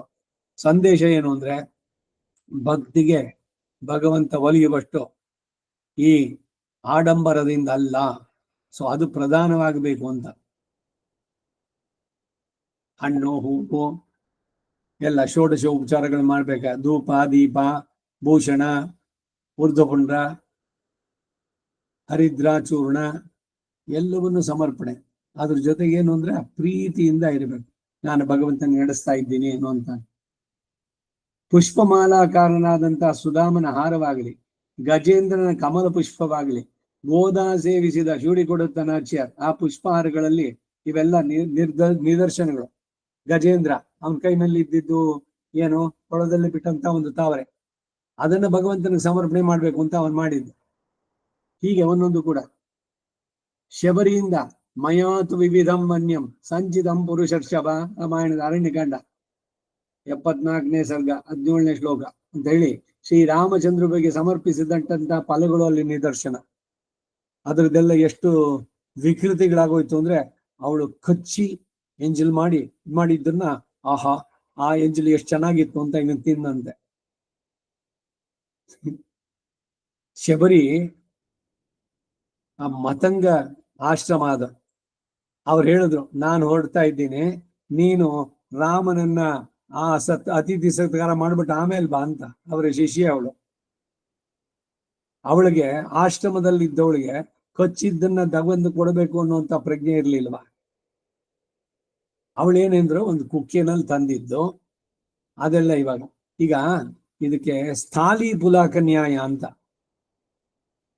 ಹಿಂದೆ ಎಲ್ಲ ಅನ್ನವನ್ನ ತಪ್ಪಲೆನಲ್ಲಿ ಮಾಡ್ತಾ ಇದ್ರು, ಒಲೆ ಊರಿನಲ್ಲಿ ಬರ್ತಾ ಇದ್ರು, ಕುದೀತಾ ಇದೆ, ಒಂದ್ ಸೌಟ್ನಿಂದ ಒಂಚೂರು ತೆಗೆದು ಒಂದೇ ಒಂದು ಅಗಳು ತಗೊಂಡು ಹಿಚ್ಚಿಗೆ ನೋಡೋದು, ಅದು ಪೂರ ಆಗಿದೆಯಾ, ಬೆಂದಿದೆಯಾ, ತಳಿಕಾಗಿದ್ಯಾ ಅಂತ ನೋಡೋದು.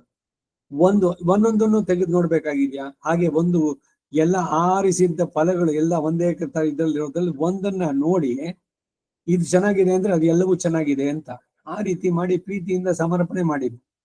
ಶಬರಿ ಎಂಜಲನ್ನೇ ತಿಂದು ಅಂತ ಅಂದ್ಬಿಟ್ಟು ಅಲ್ಲ, ಅಲ್ಲಿ ಪ್ರೀತಿಯಿಂದ ತಿಂದ. ಈಗ ಹೊಸದಾಗಿ ಮದುವೆ ಆಗಿದ್ದಾರೆ ಗಂಡ ಹೆಂಡತಿ, ಆ ಹೆಂಡತಿ ಅರ್ಧ ಕಚ್ಚಿಬಿಟ್ಟಿದ್ದು ಆಹಾ ಎಷ್ಟು ಆನಂದವಾಗಿದೆ ಅಂತ ಅವಳು ಕಚ್ಚಿದ್ದನ್ನು ತಿಂದ್ರೆ ಅವಳಿಗೆ ಶ್ರೇಯಸ್ಸಲ್ಲ, ಇವನ್ ತಿಂದ್ರೆ. ಅದೇ ರಿವರ್ಸ್ ಆಗ್ಬೋದು, ಪತಿ ಉಚ್ಚಿಷ್ಟವನ್ನ ಪತ್ನಿ ತಿನ್ಬೋದು, ಪತ್ನಿ ಉಚ್ಚಿಷ್ಟ ಪತಿ ತಿನ್ನಬಾರದು, ಇದು ಶಾಸ್ತ್ರ.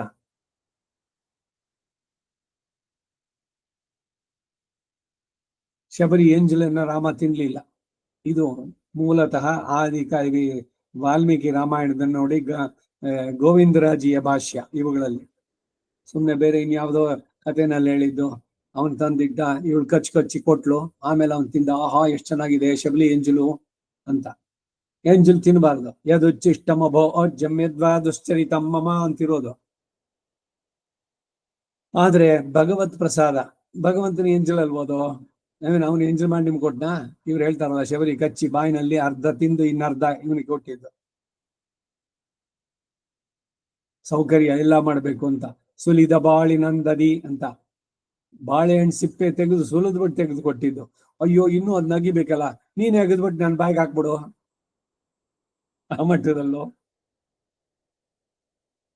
ಹಾಗೆ ಎಂಜಲನ್ನ ತಿನ್ನಬಾರ್ದು.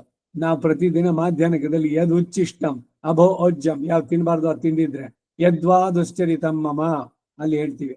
ಅಯ್ಯ ಅಪ್ಪಿಂದಾಗೋ ಮಂತ್ರ ಇಕ್ಕಿರ್ದೆ ಹೆಚ್ಚು ಸಾಟು ಉಡ್ಲ ಏನ್ ನಮಂಗೋ, ಹೀಗಲ್ಲ, ಎಚ್ಚರದಿಂದ ಇರ್ಬೇಕಷ್ಟೆ.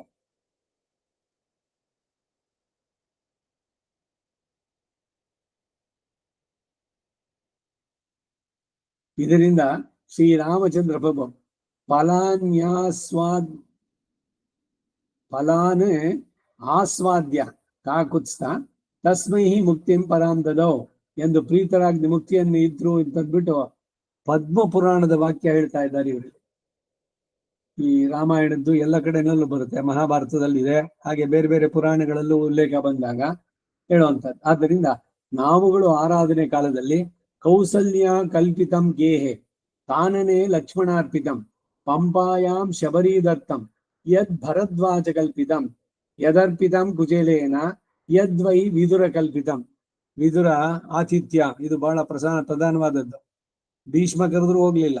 ದುರ್ಯೋಧನ ಅಂತೂ ಇವನಿಗೆ ಕಾಡಿನಲ್ಲಿ ಇದ್ದವನು, ಗೊಲ್ಲ ಕಳ್ಳ, ಅವನಿಗೆ ಎಲ್ಲಿ ರಾಜಭೋಗ ಅಂದ್ರೆ ಏನು ಗೊತ್ತು, ಗತಿಗೆಟ್ಟವನು. ನಾನು ಅವನಿಗೆ ಹಾಕ್ತೀನಿ ಊಟ ಬೇಕಾದಷ್ಟು ಮಾಡಿಸಿದ್ದ, ಯಾಕೆಂದ್ರೆ ತೋರಿಸ್ಬೇಕು ತನ್ನ ಇದ್ರದನ್ನ ಶ್ರೀಮಂತಿಕೆಯನ್ನ. ನೀನು ಗತಿಗೆಟ್ಟವನು, ನಿನ್ಗೆ ಎಲ್ಲಿ ಈ ತರ ತಿಂದೇನಾರು ಇದೆಯಾ ನಿನಗೆ, ನೋಡು ಹಿಂಗಿದೆ ಅಂತ ತೋರಿಸ್ಬೇಕು ಅಂತ. ದುರ್ಯೋಧನ ಎಲ್ಲದನ್ನು ಧಿಕ್ಕರಿಸಿ ಹೋಗಿದ್ದು ವಿದುರನ ಮನೆಗೆ ಆತಿಥ್ಯಕ್ಕೆ. ಹಾಗೆ ಒಂದೊಂದು ಉದಾಹರಣೆ. ಭರದ್ವಾಜ ಆಶ್ರಮದಲ್ಲಿ ಇವರೆಲ್ಲ ಮಾಡಿ ಹೊರಡ್ತೀನಿ ಅಂತಂದಾಗ, ನೀನು ಇವತ್ತು ತಂಗಿರೋ, ನಿನ್ನ ಇದಕ್ಕೆಲ್ಲದಕ್ಕೂ ನಾನು ಆತಿಥ್ಯ ಮಾಡ್ಬೇಕು ಅಂತಿದ್ದೀನಿ ಅಂತ ರಾಮ ಇವರಿಗೆ ಭರತನಿಗೆ ಕರ್ಕೊಂಡ್ಬಂದಲ್ಲ ಚತುರಂಗ ಸೇನೆ, ಅಲ್ಲೂ ಕೂಡ. ಆಮೇಲೆ ಆ ಸೇನೆಯವರೆಲ್ಲ ಇವ್ರು ಹೇಳ್ದ ಏನು, ಭರದ್ವಾಜ ಆಶ್ರಮದಲ್ಲಿ ಇವನಿಗೆ ಕಾಮಧೇನು ಅವನ ಹತ್ರ ಇದ್ದಿದ್ದು, ನಂದಿನಿ ಕಾಮಧೇನುವನ ಮಗಳು, ಆತಿಥ್ಯವನ್ನು ಮಾಡಕ್ಕೆ ನೋಡಮ್ಮ ಎಲ್ಲ ನನ್ನ ಅತಿಥಿಗಳವರು, ಅವರನ್ನ ನೀನು ಇದ್ ಮಾಡ್ಬೇಕು ಅಂತಂದಾಗ ಅವ ಮೈಯಿಂದ ಎಲ್ಲ ಅನೇಕ ಅಪ್ಸರಿಯರು ಗಂಧರ್ವರು ಎಲ್ಲರೂ ಬಂದ್ರು. ಬೇಕಾದಷ್ಟು ಭಕ್ಷ್ಯ ಭೋಜ್ಯಗಳು. ಅವ್ರ ಜನ್ಮದಲ್ಲಿ ಒಂದು ದಿವಸನೂ ತಿಂದೇ ಇರುವಂತಹದ್ದು. ಅಯೋಧ್ಯೆಯಿಂದ ಬಂದಂತ ಚತುರಂಗ ಸೇನೆ ಅವ್ರು ಹೇಳಿದ್ರು, ಅಯ್ಯೋ ರಾಮ ಅವನ್ ಪಾಡ್ಗ ಅವನಲ್ಲಿ ಹೋಗ್ಲಿ, ನಾವು ವಾಪಸ್ ಅಯೋಧ್ಯೆಗೂ ಹೋಗೋದು ಬೇಡ, ಇಲ್ಲೇ ಇದ್ಬಿಟ್ಟು ಆನಂದವಾಗಿ ಇದ್ಬೋಣ ಅಂತ. ಯಾರ್ಯಾರಿಗೆ ಏನೇನ್ ಬೇಕು ಅವ್ರು ಬಯಸಿದ್ದೆಲ್ಲ ಸಿಗ್ತಲ್ಲ. ಅದು ಭರದ್ವಾಜನ ಆತಿಥ್ಯ. ಹಾಗೆ ಕೌಸಲ್ಯ ಕಲ್ಪಿತಂಗೆ ಕಾನನೆ ಲಕ್ಷ್ಮಣಾರ್ಪಿತಂ, ಕಾಡಿನಲ್ಲಿ ಲಕ್ಷ್ಮಣ ಸಮರ್ಪಿದ್ದು. ಪಂಪಾಯಾಂ ಶಬರೀದತ್ತಂ, ಇಲ್ಲಿ ಬಂದಲ್ಲ ಕಿಷ್ಕಿಂಧ ಕಾಂಡದಲ್ಲಿ, ಅಲ್ಲಿ ಬರ್ಬೇಕಾದ್ರೆ ಶಬರಿಯಿಂದ. ಯದ್ ಭರದ್ವಾಜ ಕಲ್ಪಿತಂ ಯದ್ ಅರ್ಪಿತಂ ಕುಚೇಲೇನ, ಕುಚೇಲ ತಂದದ್ದು ಏನು ಅವಲಕ್ಕಿ, ಬರೀ ಅವಲಕ್ಕಿ, ಅದಕ್ಕೆ ಏನ್ ಮಾಡಿಲ್ಲ, ಏನು ಒಗ್ಗರಣೆನ ಮತ್ತೊಂದ ಏನೂ ಇಲ್ಲ.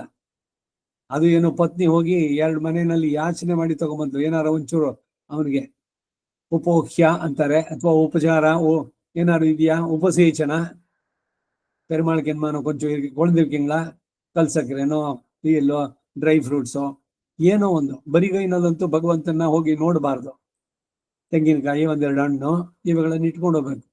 ಹಿರಿಯರನ್ನ ನೋಡ್ಬೇಕಾದ್ರೆ, ಗುರುವನನ್ನ ಸಂದರ್ಶನ ಮಾಡ್ಬೇಕಾದ್ರೆ, ಚಿಕ್ಕ ಮಕ್ಕಳನ್ನ ಹೋಗಿ ನೋಡೋದಾದ್ರೆ ಬರಿಗೈನಲ್ಲಿ ಹೋಗ್ಬಾರ್ದು ಅಂತ ಇದೆಲ್ಲ ಸ್ಮೃತಿಗಳ ಮಾತು. ಹಾಗೆ ಭಗವಂತನಲ್ಲಿ ಹೋಗ್ಬೇಕಾದ್ರೆ ಏನಾದ್ರು ತಗೊಂಡು ಹೋಗ್ಬೇಕು.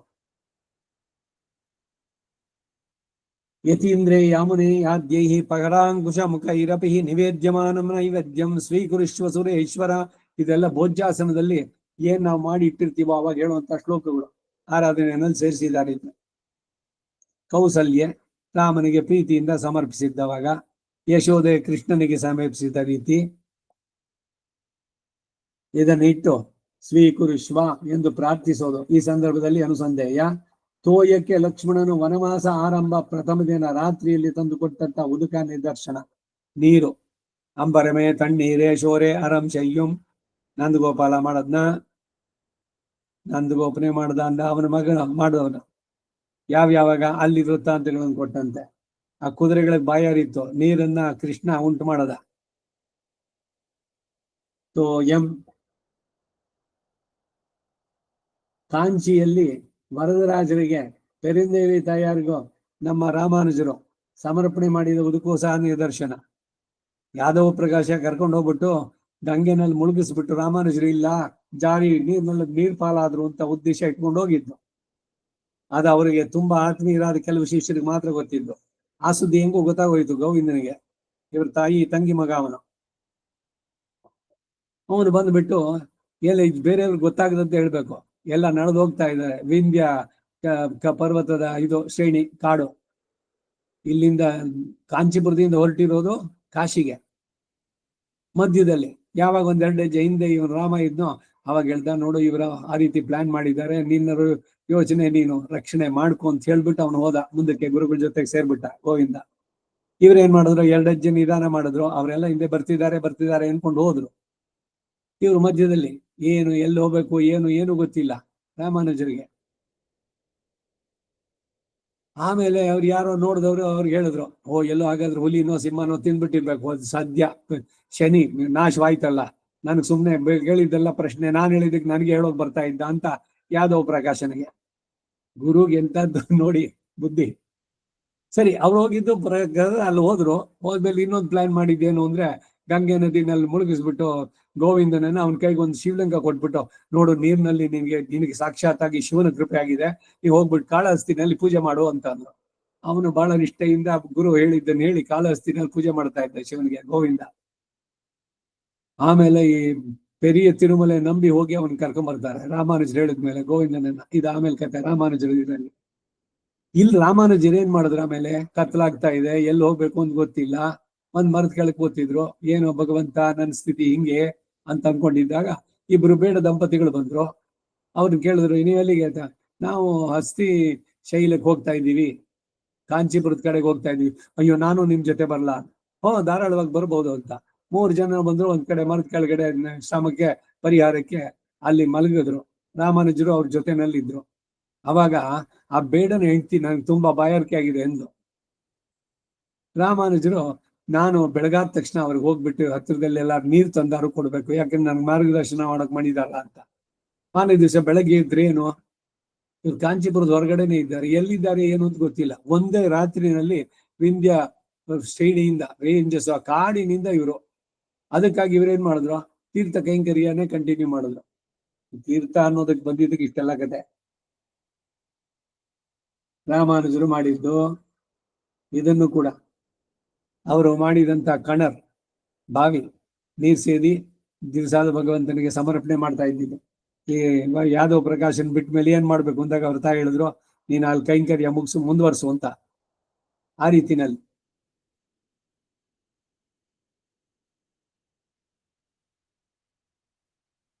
ಅಥವಾ ಉದಕದಿಂದ ಪಾದಗಳನ್ನು ತೊಳೆಯುವುದಲ್ಲದೆ ಇನ್ಯಾವುದನ್ನು ಅಥವಾ ಪ್ರೀತಿಯಿಂದ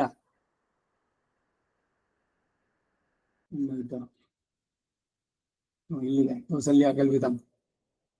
ಕಾಂಚಿಯಲ್ಲಿ ವರದರಾಜನಿಗೆ ಇವರು ಮಾಡಿದ ಸೇವೆ ಅದು ಕೂಡ ನಿದರ್ಶನವೇ. ಇಲ್ಲಿ ಪತ್ರಂ ಪುಷ್ಪಂ ಫಲಂ ತೋಯಂ ಎಂಬಲ್ಲಿ ಯಾವ ಪತ್ರವನ್ನೇ ಆಗಲಿ ಪುಷ್ಪವನ್ನೇ ಆಗಲಿ ವಿವೇಚನೆ ಇಲ್ಲದೆ ಭಕ್ತನು ಸಮರ್ಪಿಸಲು ಅನುಮತಿ ಇತ್ತು ಅಂತ ವಿಪರೀತ ಅರ್ಥವನ್ನು ಕಲ್ಪಿಸತಕ್ಕದ್ದಲ್ಲ. ಯಾವ್ಯಾವುದೋ ಪತ್ರಂ ಪುಷ್ಪಂ ಅಂತ ಹೇಳ್ತಲ್ಲ ಅಂತ. ಭಗವಂತನಿಗೆ ಸಮರ್ಪಣೆ ಮಾಡುವಂತ ಪುಷ್ಪಗಳ ಲಿಸ್ಟ್ ಇದೆ. ವಿಷ್ಣುವಿಗೇನೇ ಪ್ರೀತಿಯಾಗುವಂತಹದ್ದು, ಶಿವನಿಗೆ ಪ್ರೀತಿಯಾಗುವಂತಹ ಪುಷ್ಪಗಳು ಬೇರೆ. ಈ ಸ್ಫಟಿಕ ಇದೆಯಲ್ಲ, ನೀಲ ಪುಷ್ಪ, ಅದು ಶನಿದೇವನಿಗೆ ಪ್ರೀತಿ. ಈ ದಾಸವಾಳ ಇದೆಯಲ್ಲ, ಅದು ಶಿವನಿಗೆ ಪ್ರೀತಿಯಾಗುವಂತಹದ್ದು. ಪರಿಮಳಯುಕ್ತವಾದಂತಹ ಪುಷ್ಪಗಳು ನಾರಾಯಣನಿಗೆ. ಮಲ್ಲಿಗೆ ಇದೆಲ್ಲ ಆಳ್ವಾರ್ ಹೇಳಿದಾರಲ್ಲ, ಷಣ್ಬಗ ಮಲ್ಲಿಗೆಯೋಡು ಶಂಗಳ ನೀರಿರುವ ಹಚ್ಚಿ ಎಣ್ಬಹರ್ಪು ಇರುವಂತಿಗೆ ಇರುವ ಆಳ್ಚಿ ಅಂದ್ರೆ ಸುಗಂಧರಾಜ, ಮಲ್ಲಿಗೆ, ಜಾಜಿ, ಮಾಧವೀಲತೆ ಅಂತ ಅದು ಮಂದಿಗೆ. ಮಾಧವಿ ಪಂದಲ್ ಮೇಲೆ ಅಂದ್ರೆ ಜಾಜಿ ಹಂದರ ಪುಷ್ಪ ಬಹಳ ಸುಗಂಧಯುಕ್ತವಾದಂತಹದ್ದು. ಸಂಪಿಗೆ, ಸೇವಂತಿಗೆ, ಈ ಎಲ್ಲ ಪುಷ್ಪಗಳು ಸುಗಂಧರಾಜ, ಇವೆಲ್ಲ ನಾರಾಯಣನಿಗೆ ಪ್ರೀತಿಕರವಾದದ್ದು. ಸೊ ಒಂದೊಂದು ದೇವತೆಗಳಿಗೆ ಆಯಾಯ ಬೇರೆ ಬೇರೆ ಪುಷ್ಪಗಳು. ಆ ಪುಷ್ಪಗಳು ಸುಮ್ಮನೆ ಬರೀ ಪುಷ್ಪ ಪತ್ರ ಅಂದ್ರೆ ಯಾವ್ದೋ ಎಲೆ ತಂದ್ಬಿಟ್ಟು ಹಾಕ್ಬಿಡ್ತೀನಿ ಅಂದ್ರೆ ಆಗೋಲ್ಲ. ತುಳಸಿ ಪತ್ರಕ್ಕೆ ಇಲ್ಲಿ ಪುಷ್ಪ ಅಂತ ಹೇಳಿದ್ದು ಭಗವದ್ ಅರ್ಪಣೆಗೆ. ಆ ರೀತಿ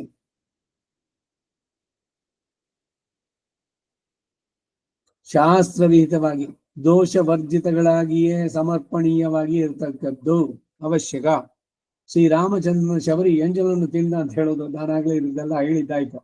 ವಿದುರನು ಸ್ಪರ್ಶಿಸಿದ ಅನ್ನವನ್ನು ಶ್ರೀಕೃಷ್ಣ ಭುಜಿಸಿದ ಅಂತ ಹೇಳೋದು ಕೂಡ ಶಾಸ್ತ್ರ ನಿಬಂಧಗಳಿಗೆ ಒಳಪಡದವರ ಮಾತುಗಳಾದ್ದರಿಂದ ಅವೆಲ್ಲ ಅನಾದರಣೀಯ. ಏನು ವಿದುರ ಬಡಿಸಿದ್ನ? ಅನ್ನವನ್ನು ಕೈಯಿಂದ ಬಡಿಸಬಾರ್ದು, ಏನಾದ್ರು ಒಂದು ಇದನ್ನ ಇಟ್ಕೋಬೇಕು. ಭಾಗವತರು ಎಲ್ಲ ತದೀಯರು, ಭಗವಂತನಿಗೆ ಸೇರಿದವರು, ತದೀಯ ಆರಾಧನೆ ಅದು, ಅಷ್ಟೇ ಭಕ್ತಿ ಶ್ರದ್ಧೆಯಿಂದ ನಡೆಸುವಂತಹದ್ದು. ದುರ್ಯೋಧನದಲ್ಲಿ ಶ್ರೀಕೃಷ್ಣ ಭಗವಾನ್ ಎಳ್ಳಷ್ಟು ಕೂಡ ಶಾಸ್ತ್ರ ಅತಿಕ್ರಮವನ್ನು ತಾವು ಮಾಡಿದ್ದಿಲ್ಲ. ನಾಹಂ ಕಾಮಾನ್ ನ ಸಂರಂಭಾನ್ ನ ದ್ವೇಷಾನ್ ಅರ್ಥ ಕಾರಣಾತ್ ನ ಹೇತುವಾದಾಲ್ಲೋಭಾತ್ವ ಧರ್ಮಂ ಜಕ್ಷ್ಯಾನ್ ಕಥಂಚನ ಅಂತ ಅಲ್ಲಿ ಪ್ರತಿಜ್ಞೆ ಮಾಡಿದ್ದು. ಈಗ ದುರ್ಯೋಧನ ಇವನೇನ್ ಪ್ರೀತಿಯಿಂದ ನೋಡ್ತಾ ಇದ್ನ? ಮೊದಲೇ ಅವನ ಶತ್ರು, ಮೊದಲೇ ಹೇಳಿದಾನೆ ಎಲ್ಲದನ್ನು. ಹಾಗಿದ್ದಾಗ ಶತ್ರು ಮನೆಯಲ್ಲಿ ಏನಾದ್ರು ತಿನ್ನೋದು ಸ್ವೀಕಾರ ಮಾಡ್ಬೋದೆ? ಖಂಡಿತ ಏನನ್ನೂ ಸ್ವೀಕಾರ ಮಾಡಬಾರ್ದು. ಹಾಗೇನೆ ಎಲ್ಲಿ ಆತ್ಮೀಯತೆ ಇಲ್ಲೋ ಅಲ್ಲಿ ನೀವೇನನ್ನು ಸ್ವೀಕಾರ ಮಾಡ್ಬೇಕಾಗಿಲ್ಲ. ಪ್ರೀತಿ ಆತ್ಮೀಯತೆ ಇಲ್ಲದಂತಹದ್ದು ಅದು ಎಷ್ಟೇ ಜೋರಾಗಿ ನಡೆಸ್ತಾ ಇರಲಿ, ಅವರ ಶ್ರೀಮಂತಿಗೆ ಪ್ರದರ್ಶನ ಅಷ್ಟೇ ಅಲ್ಲಿ. ಈಗ ಈ ರಿಸೆಪ್ಷನ್ ಅಲ್ಲಿ ನಡೀತಲ್ಲ, ಅದೊಂದು ಇದು ಮಾಲ್ ತಿಂಡಿ ಮೇಳ ಇದೆಯಲ್ಲ, ಆ ತರ ಎಲ್ಲ ಬೇರೆ ಬೇರೆ ಹಾಕಿದ್ದಾರೆ. 5-6 ಟೈಪ್ ಆಫ್ ಇದು ಏನೋ ಐಸ್ ಕ್ರೀಮ್ಗಳು, ಆಮೇಲೆ ನಾರ್ತ್ ಸೌತ್ ಏನೇನೋ ಬಾಯಿಗೆ ಎಷ್ಟೆಲ್ಲ ಇದೆಯೋ ಎಲ್ಲ 5, 6, 7 ಈ ತಿಂಡಿಗಳು, ಬೇರೆ ಸ್ವೀಟ್ಗಳು. ಅಲ್ಲೇನು ಯಜಮಾನ ಬಂದು ಇನ್ನೊಂಚೂರು ಬಡಿಸ್ಲಾ, ಪ್ರೀತಿಯಿಂದ ತಗೊಳ್ಳಿ, ಚೆನ್ನಾಗಿದ್ಯಾ ಅಂತ ಕೇಳಿದ್ರ? ಯಾರೋ ಬನ್ನಿ, ಯಾರೋ ತಿನ್ನಿ ಹೋಗಿ.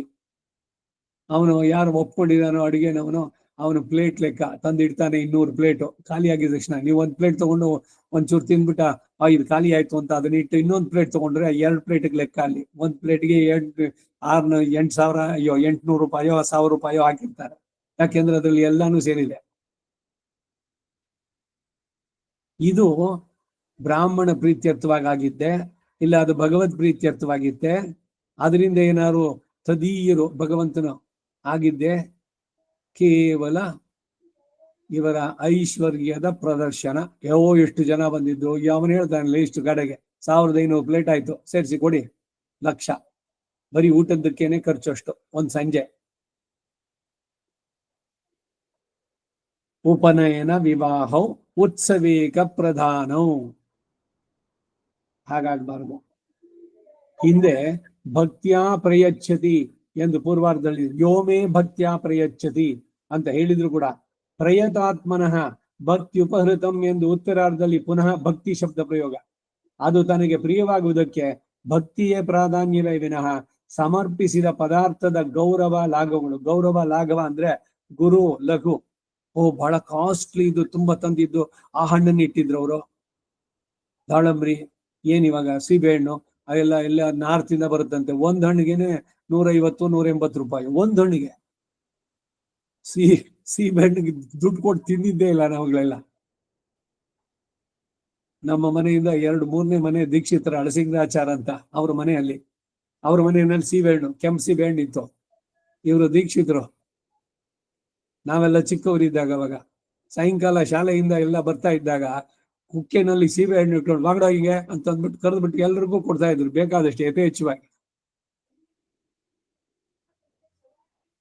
ಸೊ ಅದರಿಂದ ನೀವು ಎಲ್ಲಿಂದ ತಗೊಂಡ್ಬಂದ್ರಿ, ಯಾವ ಮಾಲ್ನಲ್ಲಿ ಅದಕ್ಕೆಲ್ಲ ಅಲಂಕಾರ, ಅದಕ್ಕೇನೇನೋ ಒಂದು ನೆಟ್ ಕವರ್ಗಳು ಅದು ಇದು ಹಾಕಿದ್ದು ಎಲ್ಲದನ್ನು ನೋಡಿ, ಎಲ್ಲ ಇದು ಇಂಪೋರ್ಟೆಡ್, ಎಲ್ಲಿಂದನೋ ಆಮದು ಮಾಡ್ಕೊಂಡು ತಗೊಂಡ್ಬಂದಿದ್ದು. ಇದನ್ನ ನೋಡ್ತಾನೆ. ಭಕ್ತಿ ಇಲ್ಲದ ಗಾನ ಒಲ್ಲನು ಅಂತಂದ್ರು ದಾಸರು. ಹಾಗೆ ಭಕ್ತಿ ಇಲ್ಲದಂತಹ ನೀವು ಎಷ್ಟೇ ಕಾಸ್ಟ್ಲಿ ಇದು ಚಿನ್ನದ ತಟ್ಟೆನಲ್ಲಿ ತಂದು ಸಮರ್ಪಣೆ ಮಾಡ್ತಾ ಇದ್ದೀರಿ, ಇದಲ್ಲ, ಇದು ಕಾರ್ಯ ಆಗೋದಿಲ್ಲ. ಭಕ್ತಿಯೇ ಪ್ರಧಾನವೇ ವಿನಃ ಭಕ್ತಿಯ ಅದು ಬಹಳ ಮುಖ್ಯವಾದ್ದು. ಅಥವಾ ಒಬ್ಬ ಅಧಿಕಾರಿ ಭಕ್ತಿಯಿಂದಲೇ ಏನೇ ಸಮರ್ಪಿಸುವುದು, ಆ ಸಮರ್ಪಣೆ ದುಷ್ಟನಾದ ದುರ್ಯೋಧನ ರಾಜಸ ಔತಣದ ಹಾಗೆ ಲೋಕ ಹಿಂಸಕನಾಗಿರೋನಿಂದಾಗಲಿ ಅಥವಾ ವ್ಯಭಿಚಾರ ಸ್ತ್ರೀಯಿಂದಾಗಲಿ ಬಹು ಶ್ರದ್ಧೆಯಿಂದಲೇ ಮಾಡಲ್ಪಟ್ಟರು ಕೂಡ ತನಗೆ ಅಂಥದ್ದು ಗ್ರಾಹ್ಯವಲ್ಲ ಅಂತ ತಿಳಿಸುವುದಕ್ಕಾಗಿ ಆ ಸಮರ್ಪಿಸದವನು ಪ್ರಯತಾತ್ಮ ಮಹಾಪರಿಶುದ್ಧಾತ್ಮನಾಗಿ ಅದು ಭಕ್ತಿಯಿಂದ ಸಮರ್ಪಿಸಲ್ಪಟ್ಟಿತು ಎಂದು ನನಗೆ ಒಪ್ಪಿಗೆ ಆದ್ರೆ ಆಗ ಅದು ಗ್ರಾಹ್ಯವಾಗುತ್ತೆ ಅನ್ನೋದನ್ನು ತೋರಿಸೋದಕ್ಕಾಗಿ ಪ್ರಯತಾತ್ಮನಃ ಭಕ್ತಿ ಉಪರಹಕಂ. ಇಲ್ಲಿ ಭಕ್ತಿ ಶಬ್ದವನ್ನ ಇನ್ನೊಂದು ಸಲ ಪ್ರಯೋಗಿಸಿದ್ದು. ಎಲ್ಲರೂ ಭಕ್ತಿಯಿಂದ ಸಮರ್ಪಿಸಿದ್ದು ಗ್ರಾಹ್ಯವಾಗೋದಿಲ್ಲ. ಅವರು ಪರಿಶುದ್ಧ ಆತ್ಮರಾಗಿ ನನ್ನ ಭಕ್ತರಾಗಿದ್ರೆ ಸಂಪಾದನೆ ಮಾಡಿದ್ದು ಒಳ್ಳೆಯ ಮನೆಯಿಂದ ಅನ್ಯಾನೇನ ಆರ್ಜಿತಂ ವಿತ್ತಂ, ಅದರಿಂದ ಸಂಪಾದನೆ ಮಾಡಿ ನಾನು ಬೇಕಾದಷ್ಟು ಭಗವಂತನ ಸಮರೆ ಮಾಡ್ತೀನಿ, ಆಫೀಸ್ನಲ್ಲಿ ಲಂಚ ತಗೊಳ್ತೀನಿ ಅಂತಂದ್ರೆ ಅದು ಭಗವಂತನ ಪ್ರೀತಿ ಆಗುತ್ತಾ? ಅವನ್ ಭಕ್ತಿಯಿಂದಾನೇ ಕೊಡ್ತಾ ಇದ್ದಾನೆ. ಈಗ ಒಂದಷ್ಟೆಲ್ಲ ಮೋಸ ಮಾಡೋದು, ವ್ಯಾಪಾರಂ ದ್ರೋಹ ಚಿಂತನಂ ಅಂತ ಬೇಕಾದಷ್ಟು ಈ ವರ್ಷ ಪ್ರಾಫಿಟ್ ಇಷ್ಟು, ಸೊ ಅದಕ್ಕಾಗಿ ಅಲ್ಲಿ ಹೋಗಿ ಅದರಲ್ಲಿ ಒಂದಷ್ಟು ದುಡ್ಡನ್ನು ತಗೊಂಡೋಗಿ ತಿರುಪತಿ ಹುಂಡಿನಲ್ಲಿ ಹಾಕ್ಬಿಟ್ಟು ಬಂದ್ಬಿಡೋದು. ತಿರುಪತಿ ಹುಂಡಿನಲ್ಲಿ ಹಾಕ್ಬಿಟ್ಟು ಬಂದ್ಬಿಟ್ರೆ ಏನು ಅಂತಂದ್ರೆ ಇವನ್ ಏನೇನು ಅನಾಚಾರ ಮಾಡಿದ್ನೋ ಅದೆಲ್ಲ ಅವನ ಎಕ್ಸ್ಕ್ಯೂಸ್ ಮಾಡ್ಬಿಟ್ಟ. ಇನ್ ಮಾರನೇ ದಿವಸದಿಂದ ಫ್ರೆಶ್ ಆಗಿ ಅಕೌಂಟ್ ಶುರು, ಇನ್ನೊಂದಷ್ಟು ಅನ್ಯಾಯ ಇನ್ನೂ ಹೆಚ್ಚಿಗೆ ಮಾಡ್ಬೋದು ಅಂತ. ಇದು ಅವ್ರ ಪ್ರಾರ್ಥನೆ, ಅವರ ಮನಸ್ಸಿನ ಒಂದು ಭ್ರಮೆ ಅಷ್ಟೇ. ತಿರುಪತಿ ಹುಂಡಿನಲ್ಲೇ ನಾನು ಹಾಕ್ಬಿಟ್ಟು ಬಂದಲ್ಲ, ಯಾರೋ ಕಿರೀಟನೇ ಹಾಕಿದ್ರು, ಇನ್ಯಾರೋ ಏನೋ 2,000 ಒಂದು ಕಂತೆ ಪೂರ ಹಂಗೆ ಹಾಕಿದ್ರು.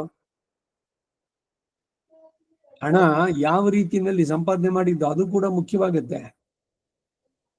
ಅನ್ಯಾಯೇನ ಆರ್ಜಿತಂ ವಿತ್ತಂ ಕೂಡದು ಅಂತ ಭಗವದ್ಗೀತೆನಲ್ಲೇ ಹೇಳ್ತಾನೆ. ನೀವು ನ್ಯಾಯವಾದ ಮಾರ್ಗದಲ್ಲಿ ಸಂಪಾದನೆ, ಒಬ್ಬರನ್ನ ಮೋಸಗೊಳಿಸಿ ಮಾಡೋದಲ್ಲ.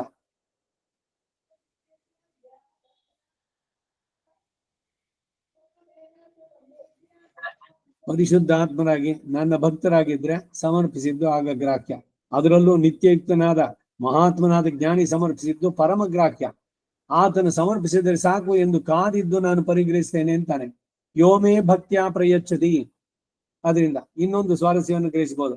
ಭಗವದ್ ಆರಾಧನೆ ನಿತ್ಯ ನೈಮಿತ್ತಿಕಗಳಲ್ಲಿ ಸೇರಿರುವ ಆಜ್ಞಾ ಕೈಂಕರ್ಯವಾದ್ದರಿಂದ ಅದನ್ನು ತಾನೇ ಮಾಡಬೇಕು ಎಂಬುದು ಪ್ರಯಚ್ಛತಿ ಎಂಬ ಪ್ರಯೋಗದಿಂದ ತೋರಿ ಬರುತ್ತೆ. ಈಗಿನ ದೊಡ್ಡ ಮನುಷ್ಯರು ತಮಗೆ ಅವಕಾಶ ಇಲ್ಲ ಅಂತ ಹೇಳಿಕೊಂಡು ದೇವರ ಪೂಜೆಯನ್ನ ಇತರರ ಮೂಲಕವಾಗಿ ನಡೆಸೋದು. ಸುತರಾಮ್ ಸರಿ ಅಲ್ಲ, ಈ ವಾದ್ಯಾರು ಹೇಳ್ಬಿಟ್ಟಿದೀನಿ, ವಾರಕ್ಕೊಂದ್ ದಿವಸ ಅವ್ರು ಬಂದು ಅಡುಗೆ ಇದನ್ನ ಪೂಜೆ ಮಾಡ್ಬಿಟ್ಟು ಹೋಗ್ತಾರೆ. ನಿಮ್ಗೆ ಮಾಡಕ್ಕಾಗಲ್ವೇ? ಅಯ್ಯೋ ಟೈಮೇ ಇಲ್ಲ ನಮಗೆ. ನಿಮಗೆಲ್ಲ ಬೇರೆ ಎಲ್ಲದಕ್ಕೂ ಟೈಮ್ ಇರುತ್ತೆ. ಭಗವಂತನ ಪೂಜೆ ಮಾಡೋದು ಅದಕ್ಕೆ ಚಿಕ್ಕದಾಗೆ ಮಾಡಿ, 15 ನಿಮಿಷ ಬರೀ ಅಷ್ಟಾಕ್ಷರಿನೇ ಹೇಳಿ ನಾವು ಮಾಡ್ಬೇಕೆ ಹೊರತು ಅದಕ್ಕೂ ಯಾರನ್ನೋ ಎಂಪ್ಲಾಯ್ ಮಾಡ್ಬಿಡ್ತೀನಿ. ಅಡುಗೆ ಕೆಲಸ ಇದೇನ್ರಿ ನೀವ್ ಮಾಡೋದು? ಮನೆ ಗೃಹಿಣಿಗೆ ಹೇಳ್ಕೊಡೋದು ಅವ್ರ ಆಫೀಸರು ಮತ್ತೊಬ್ರು, ಒಂದಷ್ಟು ದುಡ್ಡು ಬಿಸಾಕ್ರಿ, ಯಾರೋ ಬಂದು ಅಡುಗೆ ಮಾಡ್ತಾರೆ. Why do you spend your ಇದು ಟೈಮು, ಪ್ರೆಷಸ್ ಟೈಮ್? ಅದ್ರ ಬದಲು ನೀವಿಲ್ಲಿ ಈ ಪ್ರಾಜೆಕ್ಟ್ ನಲ್ಲಿ ಕಾನ್ಸಂಟ್ರೇಟ್ ಮಾಡಿದ್ರೆ ನಿಮಗೆ 40,000 50,000 ಬರುತ್ತೆ. ಏನು ಅದ್ರಲ್ಲಿ 1-2,000 ಕೊಟ್ರೆ ಆಯ್ತು, ಅಥವಾ 5,000ನ ಅಡಿಗೆ ಮಾಡೋರ್ಗೆ. ಆದ್ರೆ ಗೃಹಿಣಿಯಾಗಿ ಇವಳು ಪ್ರಧಾನವಾಗಿ ಮಾಡ್ಬೇಕು ಕೆಲಸ ಬಿಟ್ಬಿಟ್ಟು ಆಫೀಸ್ನಲ್ಲಿ ಯಾವ್ದೋ ಪ್ರಾಜೆಕ್ಟ್ ಮಾಡ್ತೀನಿ, ಅದಕ್ಕೆ ಯಾರಿಗೋ ಹೇಳಿದೀನಿ, ಸ್ಮಾರ್ತರೋ ಅವರೋ ಇವರೋ ಶುದ್ಧರೋ ಯಾರೋ ಬಂದು ಅಡಿಗೆ ಮಾಡ್ತಾರೆ. ಅವ್ರಿಗೆ ಹೇಳ್ಬಿಟ್ರಾಯ್ತು, ಈ ಬೆಳಗ್ಗೆ ಇಂಥದ್ ಮಾಡಿ, ಸಾಯಂಕಾಲಕ್ಕೆ ಅದೊಂದು ಮಾಡಿ, ನಿಮ್ ಬಾಯಿ ರುಚಿಗೆ ಏನು ಅಂತ ಎಲ್ಲದಕ್ಕೂ ಈರುಳ್ಳಿ ಬೆಳ್ಳುಳ್ಳಿ ಒಗ್ಗರಣೆ ಹಾಕಿ ಏನ್ ಅಧ್ವಾನ ಅಂದ್ರೆ ಇದು ಏನ್ ಬಾಳಿದು ಅಂತ. ದುಡ್ಡಿದೆ, ಬರ್ತಾ ಇದೆ, ಕೆಲಸ ಮನೆ ಕೆಲಸ ಇದಕ್ಕೆ ಓಡಿದ್ದಾಳೆ. ಅವಳೆ ಎಲ್ಲ ಪಾತ್ರೆ ಎಲ್ಲ ತೊಳೆದು ಚೆನ್ನಾಗಿ ಒರೆಸ್ಬಿಟ್ಟು ಅಡಿಗೆ ಮನೇಲಿ ಕ್ಲೀನಾಗಿ ಜೋಡಿಸಿಟ್ಟಿರ್ತಾಳೆ. ಇನ್ನು ಇವಳು ಬರ್ತಾಳೆ, ಅಡಿಗೆ ಕೆಲಸ ಅವಳು ಮಾಡ್ಬಿಟ್ಟು ಹೋಗ್ತಾಳೆ. ಬೆಳಗ್ಗೆಗಿದು, ಸಾಯಂಕಾಲಕ್ಕೆ ಅದು. ಕೇವಲ ಖೋ ಭವತಿ ಕೇವಲ ಆದಿ, ಕೇವಲ ಬರೀ ಪಾಪ ಅಂತ ತಿಂತಾರೆ ಇವರು. ಚೆನ್ನಾಗಿ ಅಯ್ಯೋ ನಮಗೇನು ಆರಾಮಕ್ಕಿದ್ದೀವಿ ನಾವು, ಇನ್ನು ಆಫೀಸ್ ಕೆಲಸ ಅದರಲ್ಲೇನೆ ನನಗೆ ಟೆನ್ಷನ್ನು. ಸೊ ಅದಕ್ಕೆ ಅವಳು ಕೊಟ್ಬಿಡೋದು ದುಡ್ಡು, ಅವಳು ಬಂದೆಲ್ಲ ನೋಡ್ಕೊಂಡು ಹೋಗ್ತಾಳೆ.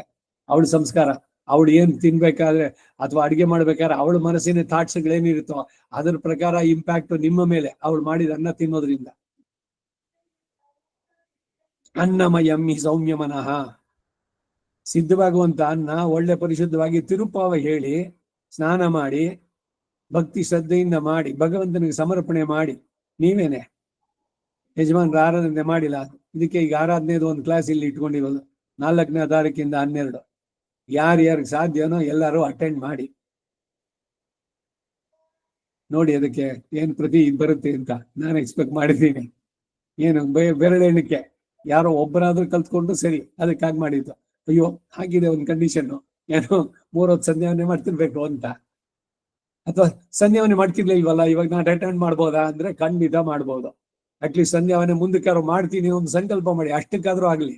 ಇಲ್ಲ ಆನ್ಲೈನ್ ನಲ್ಲಿ ಬರ್ತೀನಿ ಮಾಡಿ, ಸಮಾಶ್ರಯಣ ಆಗಿಲ್ಲ ಆರಾಧನೆ ಮಾಡ್ಬೋದಾ, ಆರಾಧನೆ ಕಲೀರಿ, ಸಮಾಶ್ರಯಣ ಮಾಡಿದ್ಮೇಲೆ ಅದಕ್ಕೆ ವ್ಯಾಲಿಡಿಟಿ. ಸಾಲಿಗ್ರಾಮಕ್ಕೆ ಪೂಜೆ ಮಾಡ್ಬೇಕಾದ್ರೆ ಆ ಸಂಸ್ಕಾರ ಆಗಿರ್ಬೇಕು, ಇಲ್ಲದಿದ್ರೆ ಸಾಲಿಗ್ರಾಮ ಮುಟ್ಟೋಕೆ ಅಧಿಕಾರ ಇಲ್ಲ ಪುರುಷನಿಗೇನೆ. ಸ್ತ್ರೀಯರಿಗಂತೂ ಸಾಲಿಗ್ರಾಮದ ಪೂಜೆ ನಿಷಿದ್ಧ ಇಲ್ಲ, ಸಾಲಿಗ್ರಾಮದ ಸ್ಪರ್ಶ ಅವ್ರು ಮಾಡೋ ಹಾಗಿಲ್ಲ. ಸುಮ್ಮನೆ ತೆಗೆದಿಟ್ಬಿಟ್ಟು ಏನ್ ಮಾಡಿದ್ದಾರೆ ನಿವೇದನ ಮಾಡಿ ಒಂದು ಊದ್ಕಡ್ಡಿನೋ ಕರ್ಪೂರ ಹಚ್ಬೋದು. ಇದು ವಿಧಿ ವಿಧಾನಗಳು, ನಮ್ಮ ಪೂರ್ವಿಕರು ಏನ್ ಮಾಡಿದ್ದಾರೆ ಸಂಪ್ರದಾಯದಲ್ಲಿ ಶಿಷ್ಟಾಚಾರ, ಅದರಂತೆ ನಡ್ಸ್ಕೊಂಡು ಹೋಗುವಂತಹದ್ದು. ಅದರಿಂದ ಎಷ್ಟು ಹಾಸ್ಯಾಸ್ಪದ ಅಂದ್ರೆ ಆರಾಧನೆ ಮಾಡೋಕ್ಕೂ ಯಾರಿಗೋ ಒಬ್ಬರಿಗೆ ಹೇಳಿದೀನಿ ಅನ್ನುವಂಥದ್ದು.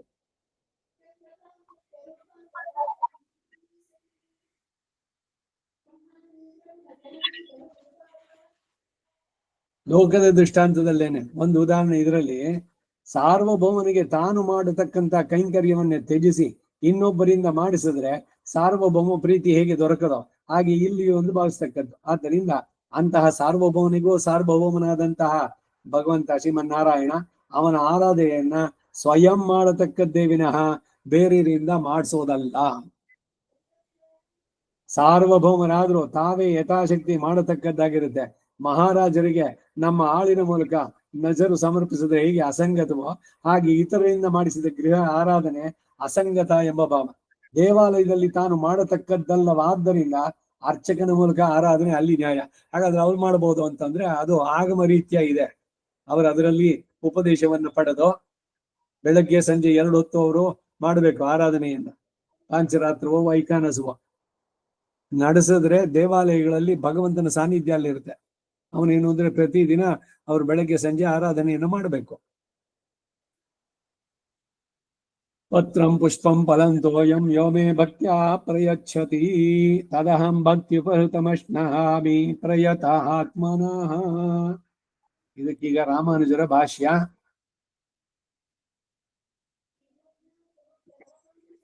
ಸರ್ವ ಸುಲಭಂ ಪತ್ರಂ ವಾ ಫಲಂ ವಾ ತೋಯಂ ವಾ ಯೋ ಭಕ್ತ್ಯಾ ಮೇ ಪ್ರಯಚ್ಛತಿ ಅತ್ಯರ್ಥ ಮತ್ ಪ್ರಿಯತ್ವೇನ ತತ್ ಪ್ರದಾನೇನ ವಿನಃ ಆತ್ಮಧಾರಣಂ ಅಲಭಮಾನತೆಯ ತದೇಕ ಪ್ರಯೋಜನಃ ಯೋ ಮೇ ಪತ್ರಾದಿಕಂ ದದಾತಿ ತಸ್ಯ ಪ್ರಯತಾತ್ಮನಃ ತತ್ ಪ್ರದಾನೈಕ ಪ್ರಯೋಜನತ್ವರೂಪ ಶುದ್ಧಿ ಯುಕ್ತ ಮನಸಃ ತತ್ ತಥಾವಿಧ ಭಕ್ತ್ಯುಪಹೃತಂ ಅಹಂ ಸರ್ವೇಶ್ವರಃ ನಿಖಿಲ ಜಗದುದಯ ವಿಭವಲಯ ಲೀಲಃ ಅವಾಪ್ತ ಸಮಸ್ತ ಕಾಮಃ ಸತ್ಯ ಸಂಕಲ್ಪಃ ಅನವಧಿಕ ಅತಿಶಯ ಅಸಂಖ್ಯೇಯ ಕಲ್ಯಾಣ ಗುಣಗಣ ಸ್ವಾಭಾವಿಕ ಅನವಧಿಕಾತಿಶಯ ಆನಂದ ಸ್ವಾನುಭವೇ ವರ್ತಮಾನೋಪಿ ಮನೋರಥ ಪದ ದೂರವರ್ತಿ ಪ್ರಿಯಂ ಪ್ರಾಪ್ಯೇ ವಾ ಅಶ್ನಾಮಿ ಯಥೋಕ್ತಂ ಮೋಕ್ಷಧರ್ಮೆ. ಮೋಕ್ಷಧರ್ಮ ಮಹಾಭಾರತದಲ್ಲಿ ಭೀಷ್ಮ ಯಾ ಕ್ರಿಯಾ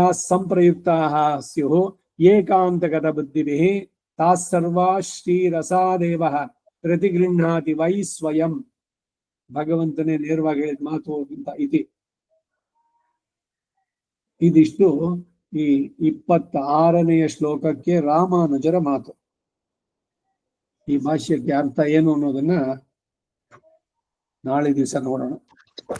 ವಸುದೇವ ಸುತಂ ದೇವಂ ಕಂಸ ಚಾಣೂರಮರ್ದನಂ ದೇವಕೀ ಪರಮಾನಂದಂ ಕೃಷ್ಣಂ ವಂದೇ ಜಗದ್ಗುರುಂ ಆತಸಿ ಪುಷ್ಪ ಸಂಕಾಶಂ ಹಾರನೋಪರಿಶೋಭಿತಂ ರತ್ನಕಂಕಣ ಕೇಯೂರಂ ಕೃಷ್ಣಂ ವಂದೇ ಜಗದ್ಗುರುಂ ಕುಟಿಲಾಲಕ ಸಂಯುಕ್ತಂ ಪೂರ್ಣಚಂದನ ನಿಭಾನನಂ ಕುಂಡಲಧರಂ ದೇವಂ ಕೃಷ್ಣಂ ವಂದೇ ಜಗದ್ಗುರುಂ ಮಂದಾರಗಂಧ ಸಂಯುಕ್ತಂ ಚಾರುಹಾಸಂ ಚತುರ್ಭುಜಂ ಬರ್ಹಿ ಪಿಂಚಾವಚೂಡಾಂಗಂ ಕೃಷ್ಣಂ ವಂದೇ ಜಗದ್ಗುರುಂ ಉತ್ಫುಲ್ಲ ಪದ್ಮಪತ್ರಾಕ್ಷಂ ನೀಲಜೀಮೋತ್ತನಿಭಂ ಯಾದವಾನಾಂ ಶಿರೋರತ್ನಂ ಕೃಷ್ಣಂ ವಂದೇ ಜಗದ್ಗುರುಂ ರುಕ್ಮಿಣೀ ಕೇಳಿ ಸಂಯುಕ್ತಂ ಪೀತಾಂಬರ ಸುಶೋಭಿತಂ ಅವಾಪ್ತ ತುಳಸೀಗಂಧಂ ಕೃಷ್ಣಂ ವಂದೇ ಜಗದ್ಗುರುಂ ಗೋಪಿಕಾನಾಂಕುಜದ್ಬಂಧಂ ಕುಂಕುಮಂಕಿತವಕ್ಷಸಂ ಶ್ರೀನಿಕೇತಂ ಮಹೇಶ್ವಾಸಂ ಕೃಷ್ಣಂ ವಂದೇ ಜಗದ್ಗುರುಂ ಶ್ರೀವತ್ಸಾಂಕಂ ಘೋರಸ್ಕಂ ವನಮಾಲಾ ವಿರಾಜಿತಂ ಶಂಖಚಕ್ರಧರಂ ದೇವಂ ಕೃಷ್ಣಂ ವಂದೇ ಜಗದ್ಗುರುಂ ಕೃಷ್ಣಾಷ್ಟಕಮಿದಂ ಪುಣ್ಯಂ ಪ್ರಾತರುತ್ಥಾಯ ಪಠೇತ್ ಕೋಟಿಜನ್ಮಕೃತಂ ಪಾಪಂ ಸ್ಮರಣೇನ ವಿನಶ್ಯತಿ.